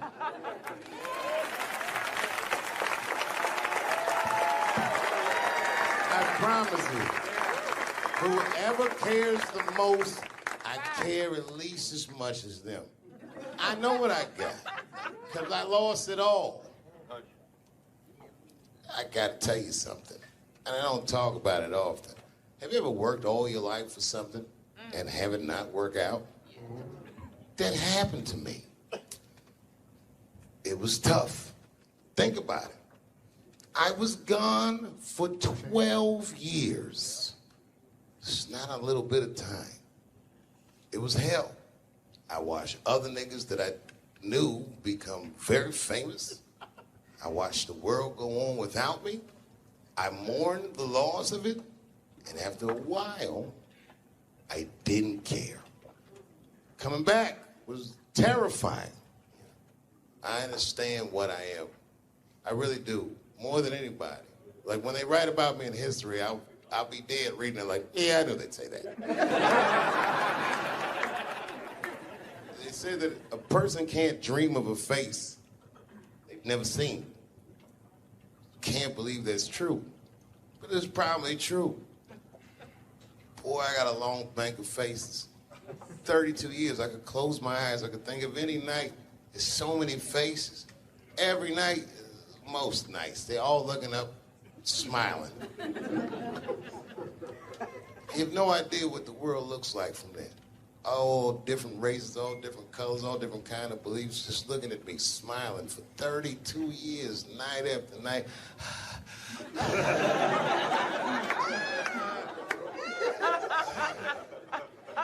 No comedian take that for granted.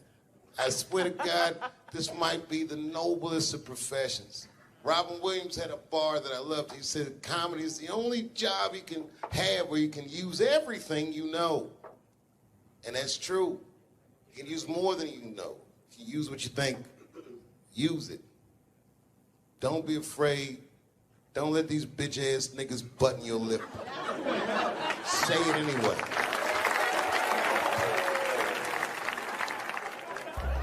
I first became aware of Dave Chappelle right around before the first Nutty Professor, because I was supposed to play that role that he played. And then I kind of saw him, and I was like, hey, that guy, right, that kid would be funny playing that role. I try to be peaceful, but next it's time for Reggie to karate-size your ass. Woo! Dave is so much smarter than everyone. Like, Dave is one of the most, maybe the most intellectual comedian ever. It took us 400 years to figure out as a people that white people's weakness the whole time was kneeling during their national anthem. That's a brittle spirit. That's right, nigga. On the rock, it's regular. Ah! Ah! What are you doing, nigga? Stand up! He stretched the art form and his impact on the culture. He is the voice of his generation, without question. Nobody's even close to him. Thinking? No, I've had to learn, and that's where Dave Chappelle has been a wonderful friend and mentor. What did Chappelle say to you that helped you with that? Chappelle said to me, we were doing a show at Radio City together. It was during his run. Right. And I was on one of the shows, and he said to me, I said, man, what am I going to tell these? Because I was like, I'm going to do comedy before Dave Chappelle. I was like, Dave, what am I even doing here? And Dave said, and I said, I don't even know if I'm funny enough to be here. I said, you're nice, and I think I'm a really funny guy, but what am I doing here? And Dave said, look, man. He said, you don't understand something. He said, you're not here because you're funny. He says, I know 100 funny motherfuckers out there. He said, you're here because you're interesting. And he said, anyone can be funny. Not everybody can be interesting. Not everyone can make an audience listen to what they're saying. Not everyone has a wealth of life experience that makes people want to know what they have in their minds. And so that changed my perspective on silence. And so now, if I can hear that an audience is listening, I'm engaged. Well, that is a great piece of advice, not only for comics, but for anybody. Right. Because, wow, the thing that I love about Chappelle, and you just identified it, is he will go. He's interesting. And he is an interesting guy. He's the most interesting man I've ever met. That's what makes Dave Chappelle. Many people are funny. There's a lot of funny stand-up comedians all over the world. Yes. But what makes Dave Chappelle is that he is interesting. It's how he sees the world between the jokes. But all jokes aside, Kevin Spacey shouldn't have done that shit to that kid. He's 14 years old and was forced to carry a grown man's secret for 30 years. Jesus Christ, he must have been busting at the seams with that one. The saddest part is, if he were able to carry that secret for 6 more months, I would get to know how House of Cards ends. Loved was, I can't believe that I've been in this business long enough that we're like the older guys now. It always blows my mind that I'm like 5 years older than Dave Chappelle, because he was already a made guy when I came in. So I always look at him like he's got 10 years on me, or 15. And, just when I watch his act, I'm like, this guy's clearly been doing this a good couple of decades longer than me. And the reality is, I think he's only been doing it like 6 years longer than I have or something like that. He's fucking amazing. And what I love, too, is just he's that same, with all that's changed, everybody getting offended, all of this fucking crap, how you get in trouble, he hasn't changed at all. He's just like that same guy that I saw way back in the day when I used to go to the Boston Comedy Club and watch him go on at like 2 a.m. and just start murdering at 2 a.m. And I remember I used to always sit there going, how do you do that? How are you that funny at 2 a.m. in front of a crowd that gave up on the show like an hour ago, and they're tired and they just want to go home? That second he steps on stage, boom, he just starts fucking killing. Dave's a beast. Dave's a beast, man. That's the only man that puts a little fear in my heart. I'm like, okay, it's real. What's he doing? Do you watch him? Do you watch him? Totally. You study? Totally. I got Chappelle. I got an app. I follow him. I'm like, my man Prince Paul always says, competition keeps you in condition. True. So yeah, that's my man right there. The other real special shout out I gotta make, because none of this would have been possible on any level without this person, is my mother. Mom. My mother. Mom. You have no idea what I put this woman through. If you had just given birth to me, that would have been more than enough. But the fact that she raised me and raised me well, we had a real oral tradition in our house. I knew the word griot when I was a little boy. A griot was a person in Africa who was charged with keeping the stories of the village. everyone would tell a griot the stories and they would remember them all so that they could tell future generations. And when they got old, they'd tell them to someone else. And they say in Africa, when a griot dies, it's like a library was burnt down. And my mother used to tell me, before I ever thought about doing comedy, she said, you should be a griot. And she'd fill me with every story of black life. You know, she's educated in African American studies, and she would let me understand the context that I was being raised in. That I'm being raised in a hostile environment that I have to tame. By the time I was 14 years old, I was in nightclubs, mastering an adult world. It was terrifying. The crack epidemic was going on, and my mother would hear gunshots outside and be scared to death. Maybe it's my son. But early in my career, if you remember, Mom, you used to sit in the club with me. She'd do a full day of work. You'd be back there falling asleep, just waiting for me to go on. She would watch my show every night. Do you know how long that car ride is home?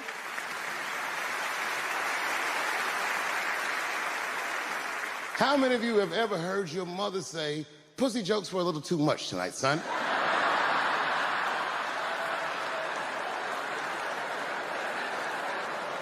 I was a soft kid.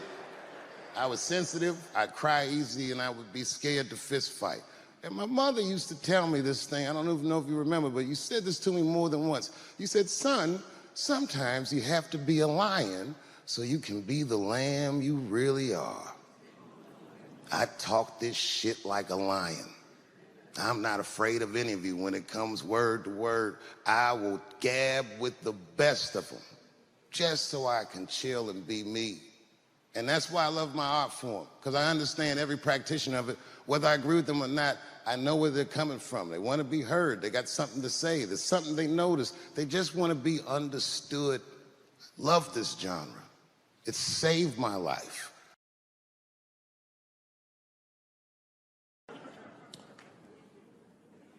The second time I met O.J. Simpson,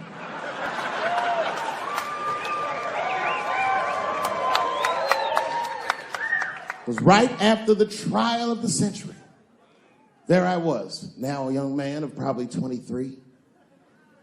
O.J. Simpson was the most famous or infamous face on planet Earth. I was in a restaurant in Beverly Hills with my agents. I wasn't alone in the restaurant, but I was alone. I was the only black person in the restaurant. And in the 90s, that felt very uncomfortable. Now I tend to enjoy it at this age.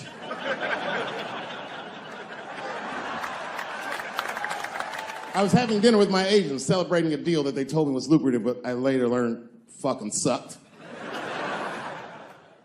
And suddenly, a group of women walked by. Every race was in that group.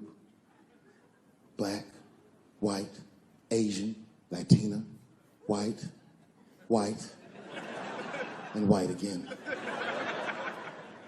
They were all gorgeous. I watched them walk by. Then, I saw a familiar face. Al Collins, the man from the infamous Bronco check, towards the door. Couldn't believe what I saw. And then, close behind him, was O.J. Simpson, newly released from jail. The restaurant fell still. I was shocked. I didn't mean to say it out loud, but it just came out. O.J. He stopped, turned around to see who said it, saw my black face, and correctly assumed it was me.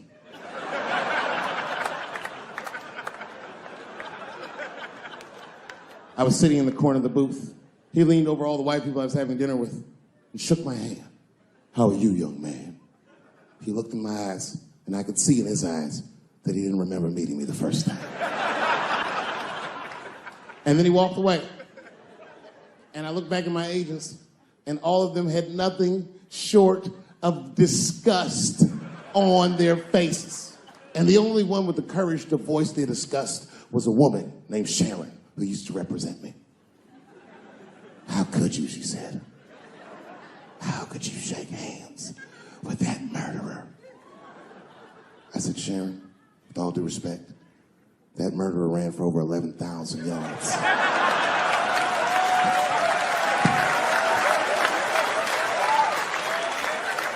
And he didn't fit. Glove didn't fit. Get over yourself.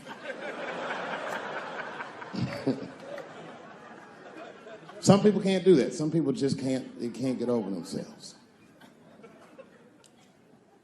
Gay people have a hard time doing that recently. Here we go. Here comes the deep water. No, recently I've noticed that. I noticed it with that Manny Pacquiao controversy. Yeah, no, it was now in the gay community's defense, Manny Pacquiao said some outlandish shit about gay people. Very, very not nice things that I won't repeat, but there was biblical verses and some analogies to animals. Wasn't a good look. Nike took his shoes immediately, which I thought was a little harsh. A little harsh. You know what I mean? Because he's, just because he's Asian. You know what I mean? Fuck, you gonna take shoes off Asian dude to appease a gay dude? You know what I mean? No? You don't know what I mean. But Asian people kind of know what I mean. No? No Asians in the front? No? No, this is what I mean. Okay, look. Okay, you're an Asian dude. No, I say this with no disrespect. But we're all Americans, right? And we can agree that America has a huge body count all over the world, but nowhere more than Asia. Literally, if you look at history, recently, we have bombed the masculinity out of an entire continent. We dropped 2 atomic bombs on fucking Japan, and they've been drawing Hello Kitty and shit ever since. There's a lot of lady boys in the wake of our bombs. And I know these things because my wife is Asian. She's Filipino. All right, well, okay, so that explains it. Now you know why you see me at all those Filipino events. I'm not there picking up pussy, I'm dropping some off.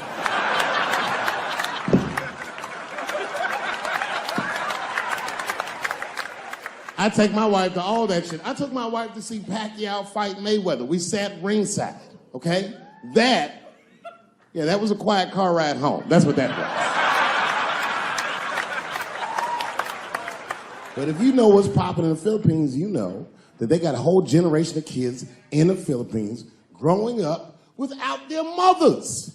Yes, a lot of women in the Philippines go to the Arabian Peninsula, they come to the United back home, which is still one of the #1 staples in the Philippines economy, money that their expats send back to the Philippines.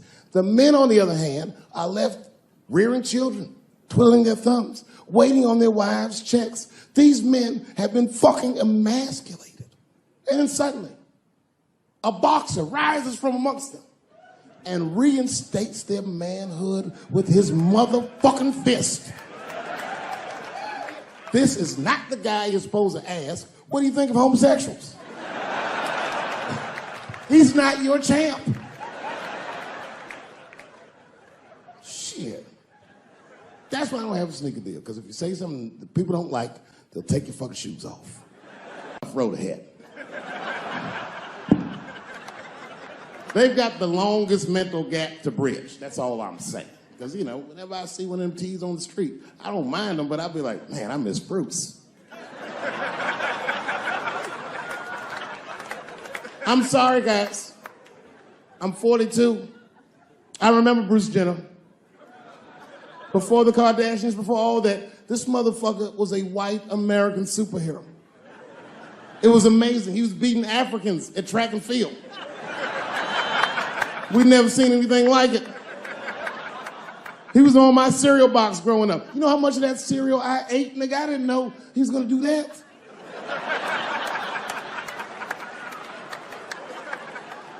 I knew before you guys knew.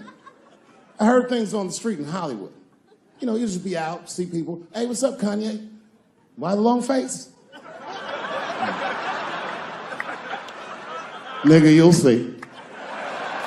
I got 2 mother-in-laws now. And when I heard he was gonna do it, I was scared. I didn't think the public was ready. I didn't think the media was ready. And you know what? I was wrong.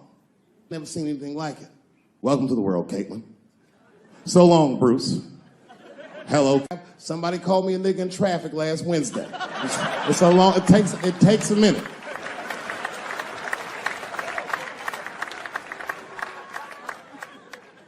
My wife's friend, Stuart, told me that. My wife has a lot of gay friends. Stuart's their leader. She has a lot of gay friends. And I don't like them.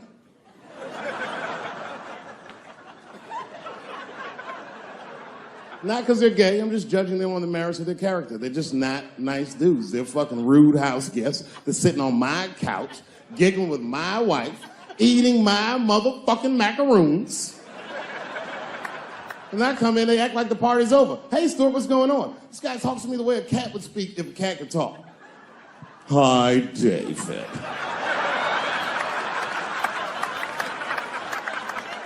Stuart, what's all the beef, man? What's going... He always wants to have some kind of gay political argument. The last one was about a petition in federal court to take the words husband and wife out of the law. I said, well, why would you want those words out the law? He said, because it discriminates against same-sex couples. I was like, niggas, please save me the semantics. Just trust me. Take your chips and get the fuck out of the casino. You're about to decide, talk that over amongst yourselves, and whichever one of you is gayer, that's the wife.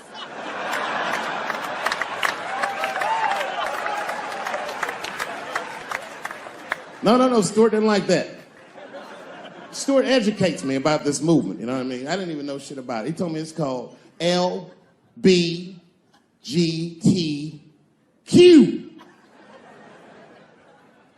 I was like, what the fuck is the Q? Does that even make sense, Q? Turns out Q is like the vowels. That shit is sometimes Y. It's for gay dudes that don't really know they're gay. You know what I mean? Like prison fags who are like, well, I'm not gay, nigga. I'm just sucking these dicks to pass the time. I'm not G, I'm Q. Ugh.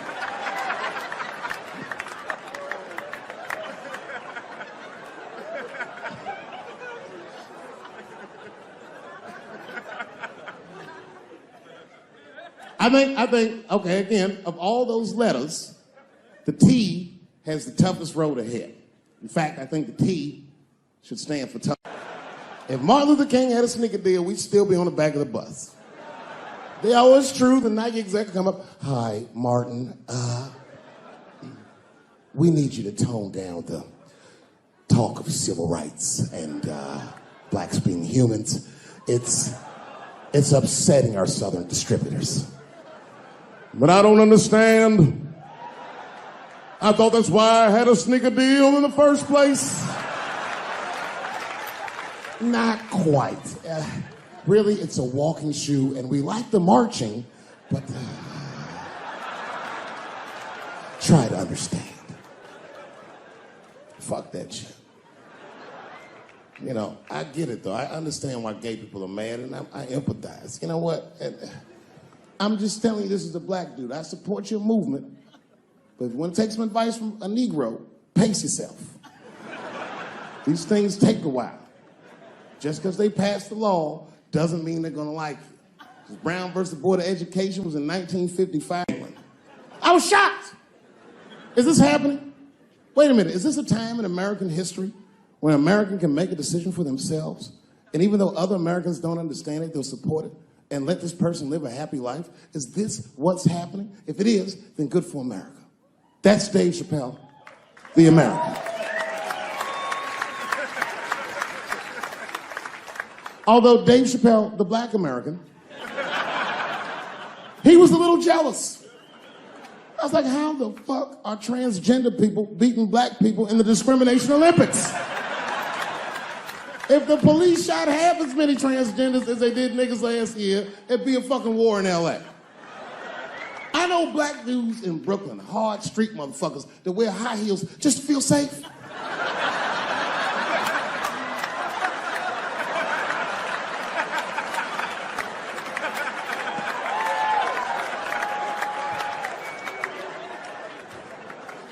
Transgenders are gangsters. I used to do business with a transgender in Hollywood. Man, everybody would be scared of her in the boardroom.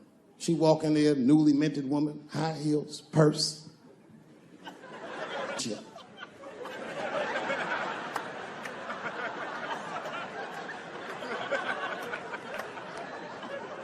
And then she walked to the head of the conference table, stare at us all, reach in the purse, and pull her old dick out and throw it on the table. Let's talk business, gentlemen. Ah!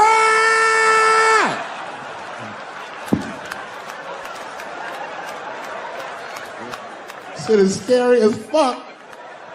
If your best friend pitched that to you, you'd be horrified. Yo, nigga, let's go to the hospital and cut our dicks off and make pussies out of them shits. What? Can't we just get matching jackets or tattoos or something? Sure, that's what you want to do? There's only one way to find out, nigga. Wu-Tang, bow, bow. Let's go to the club and trick niggas into fucking us, yeah.